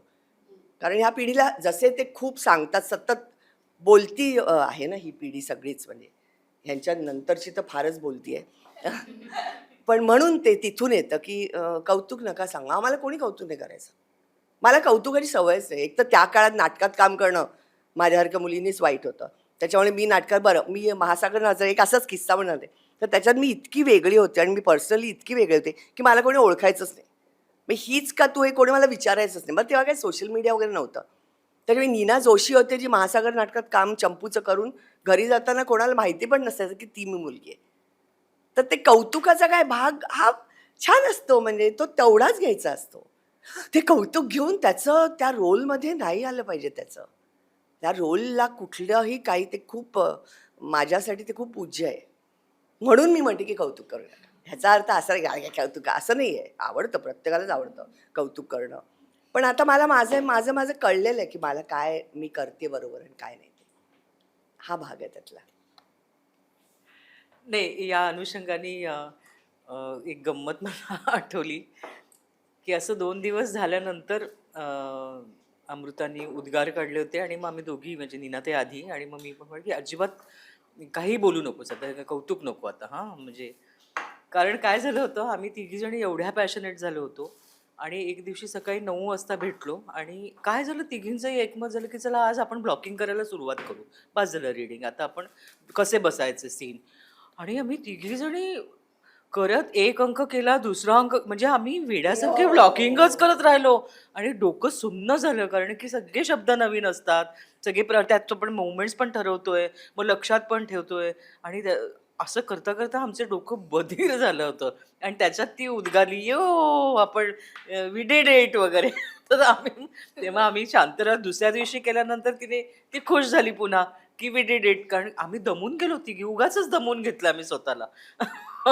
तर त्याच्यानंतर असं म्हटलं की नको, अजून आपल्याला पायऱ्या गाठायच्या आहेत, आपण नुसतंच हे करतोय आता, ते कसं होणार आहे ते तू बघच नंतर. खुश झालं म्हणजे काय होतं की संपतं. हां. त्याची प्रोसेस चालू राहणं फार महत्वाचं आहे. कौतुक नाहीच करायचं कोणाचं. पण खूप असं असं आम्ही उगाचच एक 2 दिवसांचं आम्ही स्वतःलाच एक हे आपल्याला दिसतच आहे. मला अनुरागनी बिघडवलेलं असं वाटतंय आधी. पण मी माझी आई पण याच कम्प्लीट माझ्या आईचे शब्द आहेत हे. पण माझ्या आईने कधीही माझं कौतुक केलंच नाही आणि त्याच्यामुळे मला अक्षरशः या दोघी त्या दिवशी जेव्हा बोलल्या तर मला खूप आईचीच आठवण आली फ्रँकली, की कौतुक नाहीच करायचं. मी आईला विचारायचं तुला माझं काही आवडतच नाही का, काहीच आवडत नाही का तुला? तर ती म्हणायची नाही असं नाही, पण ते कौतुक नाही करायचं तुमचं. मग मी सगळ्या इयत्तात पहिली आले ना त्या दिवशी मी आईला म्हणलं आई मी सगळ्या इयत्तात पहिली आले. तर आई म्हणाली हा वासरात लंगडी गाय शहाणी. आई म्हणजे काय? एकतर मला त्या म्हणीचा अर्थही कळला नव्हता, मग आईने मला समजावलं.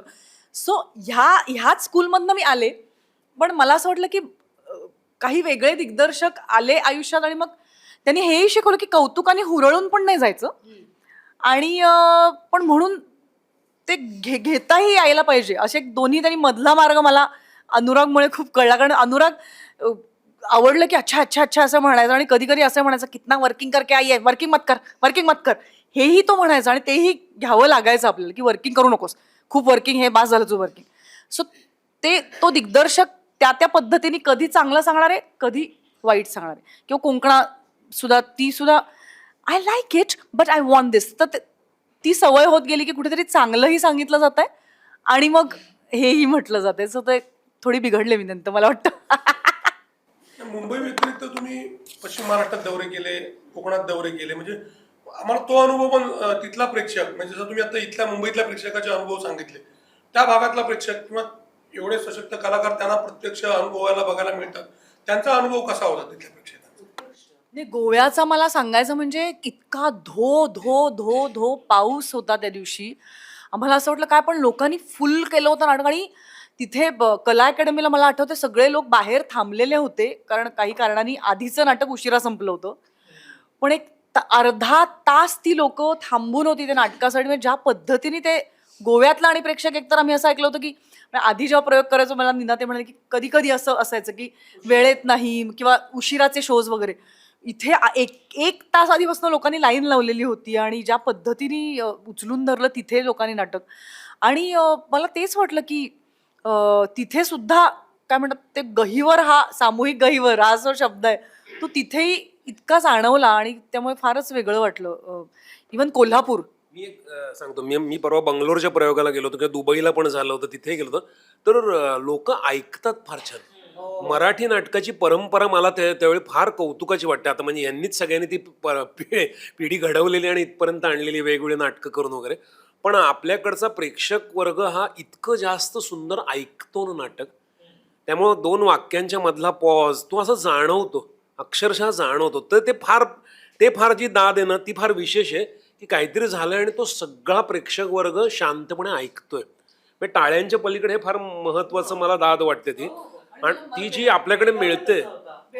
बेळगावला होता, आठवते बेळगावला, किंवा अनेकदा हे होतं ज्याचा मला खूप आनंद होतो. म्हणजे मराठी प्रेक्षक काय आहे, म्हणजे आपण मायबाप म्हणतो ते काय चीज आहे. मग भले तो बेळगावचा असो, तो गोव्याचा असो किंवा तो मुंबईचा असो, बेळगावला नाटक संपलं आणि आम्ही तिघी म्हणजे तेव्हा कारण बाहेर गावचा प्रयोग होता त्यामुळे तिकडचे प्रेक्षक काय म्हणतात तिकडच्या ज्या संस्था असतात त्या सत्कार करायला, म्हणून एरवी कर्टन कॉल नसतो. पण तिथे आम्ही आलो तर प्रेक्षकांना लोक ओरडायला लागले, लेखकाला आणा, लेखक कुठे आहे? आम्ही तिघी उभ्या होतो आणि लोक टाळ्या वाजवताना म्हणत होते, लेखकाला समोर आणा, लेखक कुठे आहे, लेखकाला समोर आणा. पुणे असू देत, मुंबई असू देत, नंतर ते आले नाहीत का, कारण संदेशच्या आवाजात अनाऊन्समेंट आहे आणि तो इतका छुपा रुस्तुम आहे, अशी अनाऊन्समेंट करतो की असं वाटतं की तो आला ऍक्च्युली. म्हणजे त्यांनी 1-2 फंबल मारलेत की म्हणजे असं वाटावं की ठरवून केलंय का काय मला माहित नाही, पण मग लोकांना असं वाटतं की तो आहे आतमध्ये. आणि मग लेखकाला समोर आणा, लेखकाला समोर आणा, हे प्रेक्षक जो म्हणतो ना, तो खरा प्रगल्भ प्रेक्षक. असं मी म्हणेन की 3 तशामध्ये तुम्ही म्हणलात तसं एक प्रकारचं नाव असलेल्या किंवा आमच्या कामावर प्रेम असलेले लोक येतात त्या नावानी, पण ह्या सगळ्यानंतर नाटक झाल्यावर जेव्हा लोक म्हणतात की प्रेक्षक लेखकाला समोर आणा, तेव्हा खूप खूप आनंद होतो. पण आता आपण नाटकाच्या निमित्ताने बोलतोय, पण मला इथे असं दिसतंय की तुम्ही मालिकांमध्ये सुद्धा तितकंच म्हणजे लोकप्रिय झालेला आहात. थोडंसं मी वेगळ्या माध्यमाबद्दल प्रश्न विचारते. नीना मॅडम, तुम्ही तर आता ही मालिका करत आहात.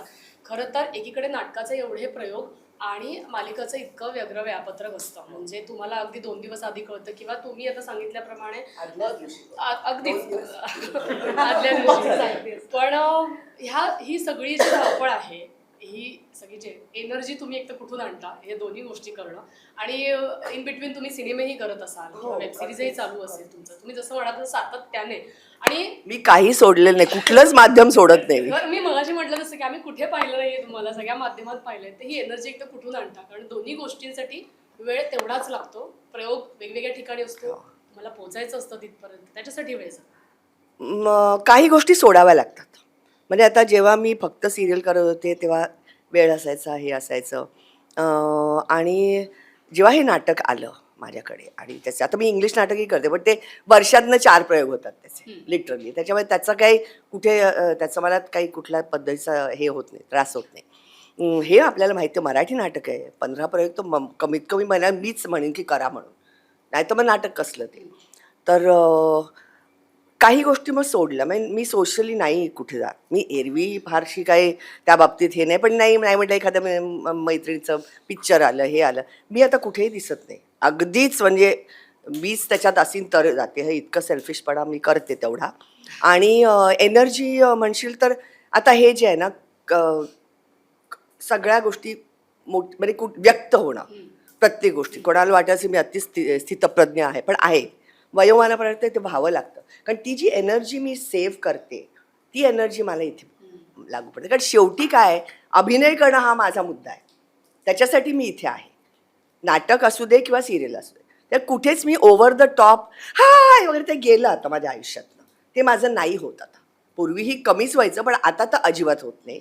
आणि ह्याचा अर्थ मी सिरियस असं नाही, पण मी एनर्जीचं हे करते, म्हणजे ती ठेवते आणि ती जरूर असेल त्याच ठिकाणी वापरते. आणि तर म्हणूनच येतं, नाही तर नाही येणं. म्हणजे नाटकाच्या आधी मी गप्प असते, मी कोणाशीही बोलत नाही, काही नाही. मग आता जर लोकांनी त्याचा चुकीचा अर्थ ध्यानात तर मी माहिती आहे, पण इट्स टू बॅड, चुकीचा अर्थ घेतला तर घेऊ देत. असं आता इतकी वर्ष काम केल्यानंतर नाही का तुम्हाला काही एवढं त्याचं हे वाटत, किंवा प्रेक्षकांनी आत येऊ नये.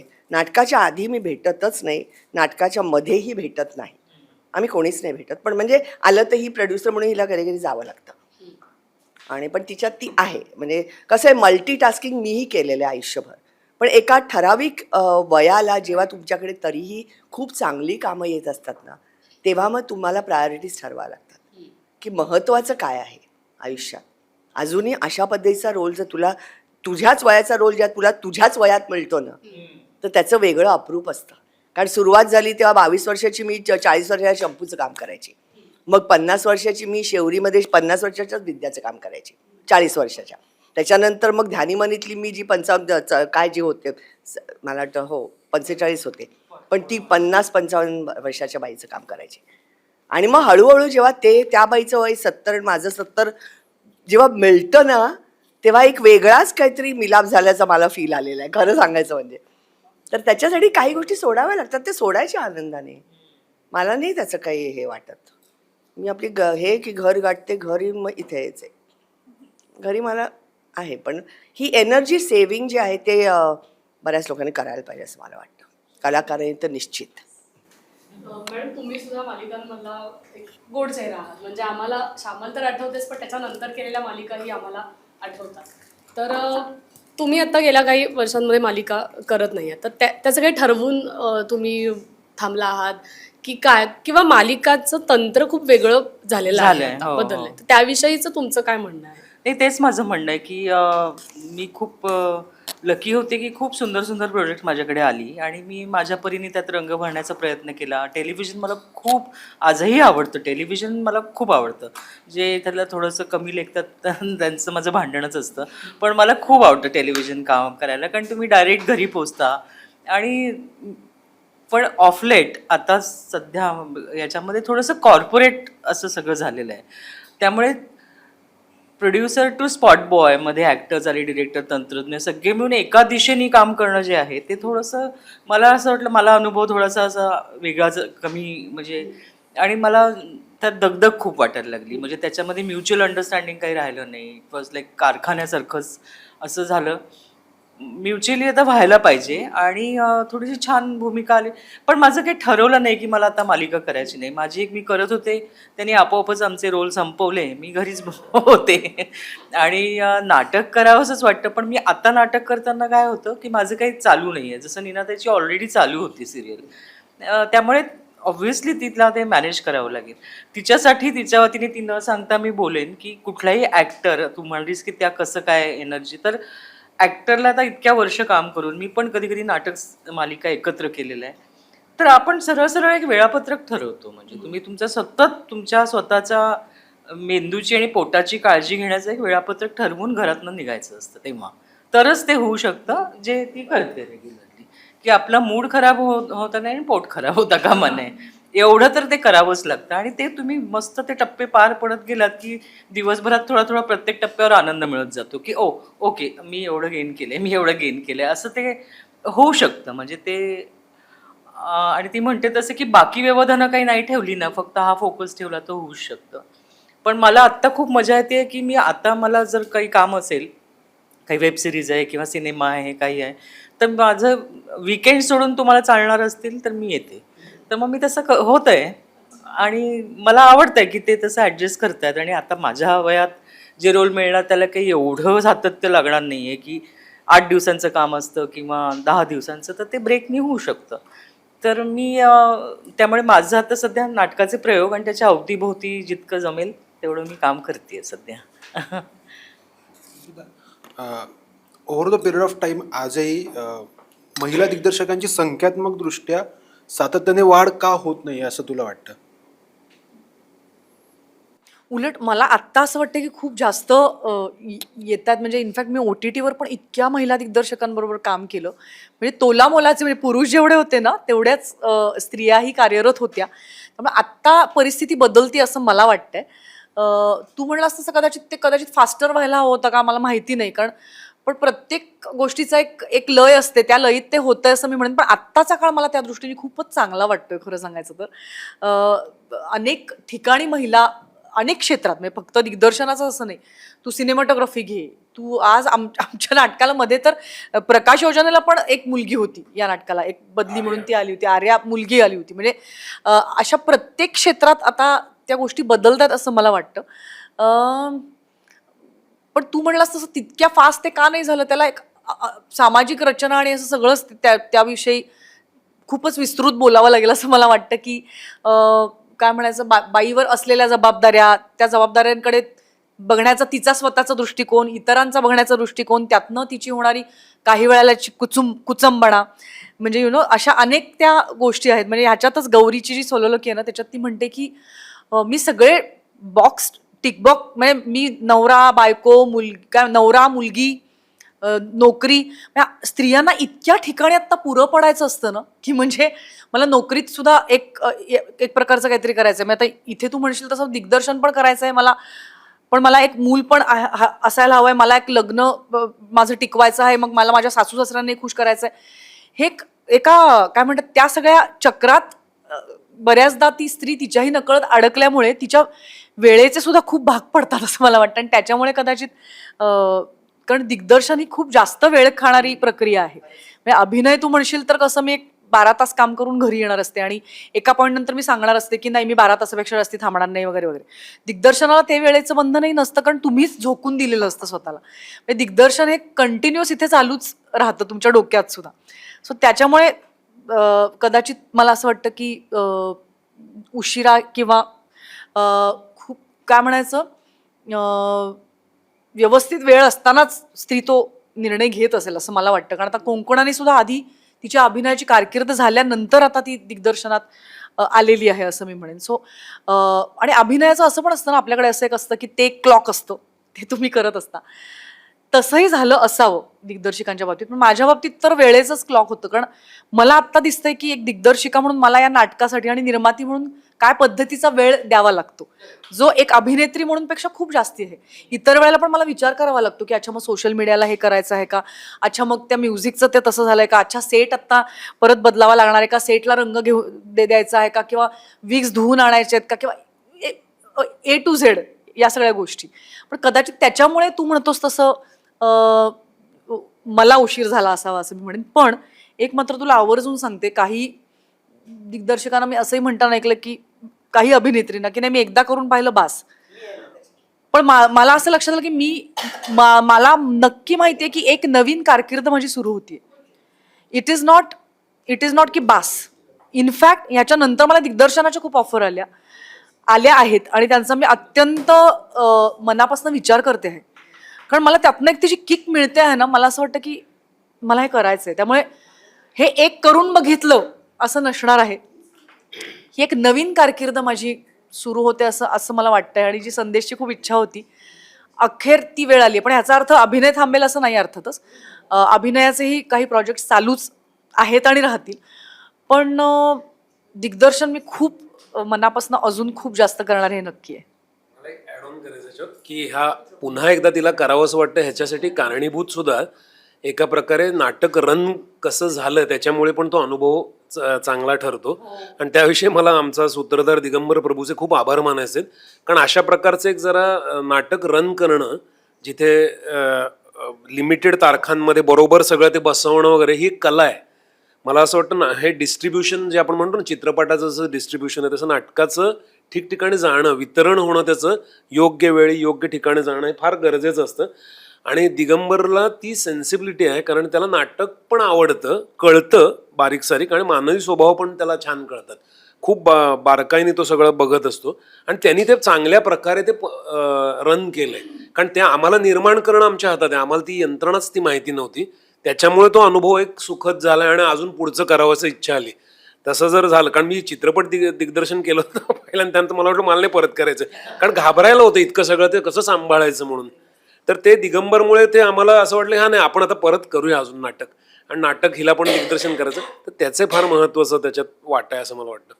हल्ली काही नवीन जी नाटकं येतात ना 300 प्रयोग 250 प्रयोग असं ते आधीच जाहीर करून नाटकं देऊ नये. तुमची कधी चर्चा होते की बाबा आपल्याला ह्या नाटकाचे इतकं प्रयोग करायचे आहेत? नाही, एक कसं आहे आपण पहिल्यांदाच करत असल्यामुळे तसा अंदाज नव्हता. पण नीनाताई मला म्हणत होती अरे नाही तू काळजी करू ह्याचे खूप प्रयोग होणार आहेत. तिने पुरवून घाई करून, कारण ही पिढी आता माझ्यापेक्षा लहान मुलं म्हणे की आहे घाई, कारण त्यांना कॉम्पिटिशन इतकी. आज तुम्ही नाही केलं तोच विषय सोडून अजून 10 नाटक आहे. There is no time. त्याच्यामुळे पण मी म्हणायचे खेळ नाही ते सावकाश नाही चालत राहील असं तिचं म्हणणं होतं. शुभांगी पण म्हणाल नाही हे चालणारं नाटक आहे, हे नाटक चालेल आपलं ह्याच्यावर जाहिरातीसाठी असं म्हणता येऊ शकतं. शेवटचेच 500 प्रयोग पहिल्या प्रयोगालाच. हो नाही बरोबर आहे. नाही एक तर गणित म्हणाल ना तर एक गणित मी आणि संदेशने काय ठरवलं होतं मी तुम्हाला सांगते. पुनश्च हनीमून सारखं जे नाटक होतं, जे वेगळ्या प्रकारचं नाटक होतं, जे आमच्या निर्मिती असलेलं पहिलं नाटक होतं, जे हे रिअलिस्टिक नाटक असेल मी नसेल, मी पुनश्चचा फॉर्मच वेगळा होता आणि ते खूप अवघड होतं चालवायला म्हणून. आणि मला प्रेक्षकांना खरोखर आभार मानायचे आहेत आत्ता मराठी प्रेक्षकांचे की त्या नाटकाचे जो 75 प्रयोग आम्ही केलेले आहेत. हे नाटक करताना मी संदेशला एकच म्हटलं होतं की पुनश्च नाही म्हटलं तरी त्याचा खर्च आम्ही ताब्यात ठेवला होता. हे नाटक सर्वार्थाने तसं सेटपासून ते कलाकारांपासून ते सर्वार्थाने ते पूर्णपणे व्यावसायिक नाटक होतं. आणि मी ते ठरवलेलं होतं की तसं जर ते असेल, आणि आम्ही नुसती आमची नावं लावलेली नव्हती, आम्ही ॲक्च्युअल आमचे पैसे घातले होते. म्हणजे काही वेळेला असं असतं की नाव आपलं असतं आणि पैसे कोणीतरी घातलेले असतात, फायनान्सर असतो, तसं नव्हतं या नाटकाच्या बाबतीत. आम्ही ॲक्च्युअल आमचे OTTतनं किंवा कुठून जे आमचे कमावलेले पैसे आम्ही घातलेले होते, त्यामुळे आमची ताकद फार नव्हती फ्रँकली. पण आम्ही असं ठरवलं होतं म्हणून कमी नाही, म्हणून आपण जसे बाजारपेठेत दिले जातात तसे सगळ्यांना पैसे देऊन हे जर नाटक करायचं असेल तर मी संदेशला ठरवलं होतं, सांगितलं होतं की आपण 25 ते 30 प्रयोग सस्टेन होईल आपल्या पैशानी हे नाटक. नाही नाही नाही, जर हे चाललं नाही तर, कारण हे असं नाटक होतं मामा, कारण तेवढे आडाखे आता मला व्यावसायिकचे माहिती आहेत. हे असं नाटक होतं की ज्या 3 कलाकार घेऊन तुम्ही उतरत आहात, हे नाटक सुरुवातीला चांगलं बुकिंग देणार आहे आम्हाला माहिती होतं, पण ते बुकिंग जर सस्टेन व्हायला हवं असेल तर ते नाटक चांगलं असायला हवं. कारण नावावर नाटकं एका प्रयोगाच्या काही प्रयोगांपर्यंत चालतील, त्याच्या पुढे तुम्हाला ते नाटक सशक्त लागतं. नाही तर नाव घेऊन उतरतातच ना की नाववाले कलाकार. तर मी संदेशला म्हणलं होतं, त्यामुळे ह्या नाटकाचं जे काय नशीब असेल ना, 25 ते 30 प्रयोगात ठरणार आहे नशीब. म्हणजे नंतर जर बुकिंग वाढत गेलं नाही तर याचा अर्थ की मग हे नाटक लोकांनी स्वीकारलं नाही, कारण कलाकार तिघी अशा आहेत की ज्यांच्यावर लोक प्रेम करणार आहेत. त्यामुळे एक लेवलचं बुकिंग आपल्याला आधी असणारच आहे. सो आमचं असं होतं की 30 प्रयोगानंतर जर सस्टेन करायला आमच्याकडे तेवढा पैसा नव्हता की लॉसमध्ये चाललं आणि तरी नाटक सस्टेन करू आपण असा. म्हणजे या नाटकाचा जो खर्च आहे, म्हणजे पुनश्चला तरी लॉस व्हायचा, पण आमचा खर्च आम्ही इतका कमी ठेवला होता की तो लॉस घेऊनही आम्ही पुढे जाऊ शकायचो आणि त्यामुळे ते नाटक पुढे जायचं. ह्या नाटकाला जर लॉस झाला तर तो खूप जास्ती होतो, कारण की खर्च आम्ही वाढवलेले आहेत चांगल्या कारणासाठी. सो त्याच्यामुळे हे मात्र आमचं ठरलेलं होतं की बापरे, कर्जाबिर्जात जायचं नाही, कारण आपले पैसे लागलेले आहेत, बघायचं आणि जे काही कटू जर असेल सत्य तर ते स्वीकारायचं, पण सत्य छानच निघालं. त्याच्यामुळे हे अक्षरशः प्रेक्षकांनी चालवलेलं नाटक, आमच्याकडे तेवढी शक्तीच नव्हती, आमच्याकडे शक्ती नव्हती की लॉसमध्ये असताना आम्ही चालवू शकू. नाही, मी दोघांचंही कौतुक करीन प्रोड्युसर म्हणून, की ते खूप त्याच्यात इन्व्हॉल्व आहेत. म्हणजे सगळ्याच दृष्टीने, म्हणजे सोशल मीडिया हा जो प्रकार आहे आपल्याकडे, ज्याच्यावरती जाहिरातबाजी होऊ शकते, ती अत्यंत सातत्याने आणि नाविन्यपूर्ण चालवतात ते, की नाही आपण हे करूया, आपण ही रील करूया, म्हणजे कुठेही कमी पडत नाही आणि सतत चालना. संदेशचं सतत डोकं चालू असतं की आता हे काय करता येईल, हे काय करता येईल, काय करता येईल, प्रेक्षकांना ओढाय नाही, थोडंसं कमी झालं का मग चल बा. तर हे जे पर्सनल त्यांचं दोघांचं त्याच्यामध्ये इनपुट्स असतात ना, माझ्या मते त्याला फार महत्त्व आहे, की कोणाला तरी दिलं आणि मग ते चालवतात असं नाही करत आहेत, अजिबातच नाही. आणि जाहिराती म्हणा किंवा एक पर्सनल टच आहे त्यांचा प्रोड्युसर म्हणून या संबंध नाटकाकडे बघण्याचा आणि ते चालावं म्हणून धडपड करण्याचं. आणि संदेशने मेमरी कधी कधी मला फोन करतो आणि हां हे बघ हे असं आहे, नाही म्हणजे पहिल्यांदाच मी हे करतो ना, की ह्या ठिकाणी आपण पहिल्यांदाच जातो आहे ना. मला हे इतकं आवडतं की आपण पहिल्यांदाच जातो, ते तसं थोडंसं माहिती नाही आहे मला, पण आपण हे करूया, तर मग काय आपल्यालाही विश्वास टाकता येतो ना. पण प्रोड्युसरच जर हे असेल की ना काय बघा बाबा असं असेल तर मग नाही, तर विश्वास कसा वाढत जातो आणि मग ते सामूहिक होतं. संदेशचं एक दिनात्याने सांगितलं ना की तुम्हाला व्हिजन लागतं, तुम्हाला व्हिजन पाहिजे. जे तो माणूस आता त्याला इनफॅक्ट तो थोड्याशा तक्रारही करतो, कारण तो म्हणतो मला आता नवीन लिहायचं आहे, मला तुम्ही आता निर्मितीतनं थोडं पण एक नाटक चालवणं ना ते मूल असतं, एक ते मूल त्याचं काय काय काय काय निघतच राहतं. म्हणजे ते मूल वाढवणं आहे, की असं नाही होत की आता चाललंय की बसलो आपण आरामात, असं नसतं. बुकिंग्स खाली जातात, परत ती कशी वाढवायची, मग हे झालेलं आहे, मग तिथे तसं झालं आहे, मग काहीतरी वेगळं कार्यक्रमामुळे थिएटर कॅन्सल होतं का काय, म्हणजे असं इतकी गोष्टी रोज उद्भवत असतात, बिकॉज इट्स रोज लाईव्ह असल्यामुळे. तर ते संदेश आता सध्या फक्त तेच होतं की आता पुढचं नाटक लिहायला त्याला वेळ कसा काढायचा हे फक्त थोडं होतंय. परंतु काय म्हणायचं, पण नीना ते म्हणाले तसं, पण त्याला तेवढं डोकं ते व्हिजन लावावं लागतं, कारण व्हिजनवर पण नाटक चालणार असतं. केवळ तुमचं नाटक चांगलं आहे म्हणजे ते पोचेल असं नाही, आणि त्या पोचवण्यासाठी एक वेगळी व्हिजन सध्याच्या काळात तर लागतेच, आणि त्याच्या आयडिया त्याच्या चालू असतात.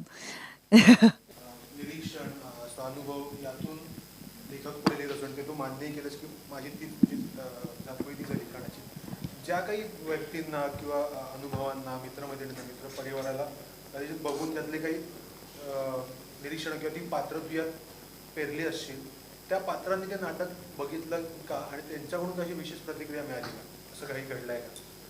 हां, म्हणजे आता काही सरळसोट उल्लेख म्हणजे माझ्या आईच्याच जगण्यातले आहेत, जे त्याच्यातनं बघितलं. तर त्यांनी ते बघितल्यानंतर त्यांना ते जाणवलंच आणि ते म्हणालेच की हो अगदी असंच असतं की आता, किंवा काय आता माझी आई मावशांबरोबर जशी गप्पा मारत बसते त्या ज्योतिताई तिच्या बहिणींशी म्हणजे त्या गप्पा मारायचे, ते मावशांचे संवाद वगैरे सगळे ते बघितलेले होते. घरोघरी मेड्स येतात, त्या कशा प्रकारे वर्तन करतात हे सगळं. आणि आई मुलीचे तिढे मी स्वतः बघितलेलं वैयक्तिक ह्याच्यात सुद्धा.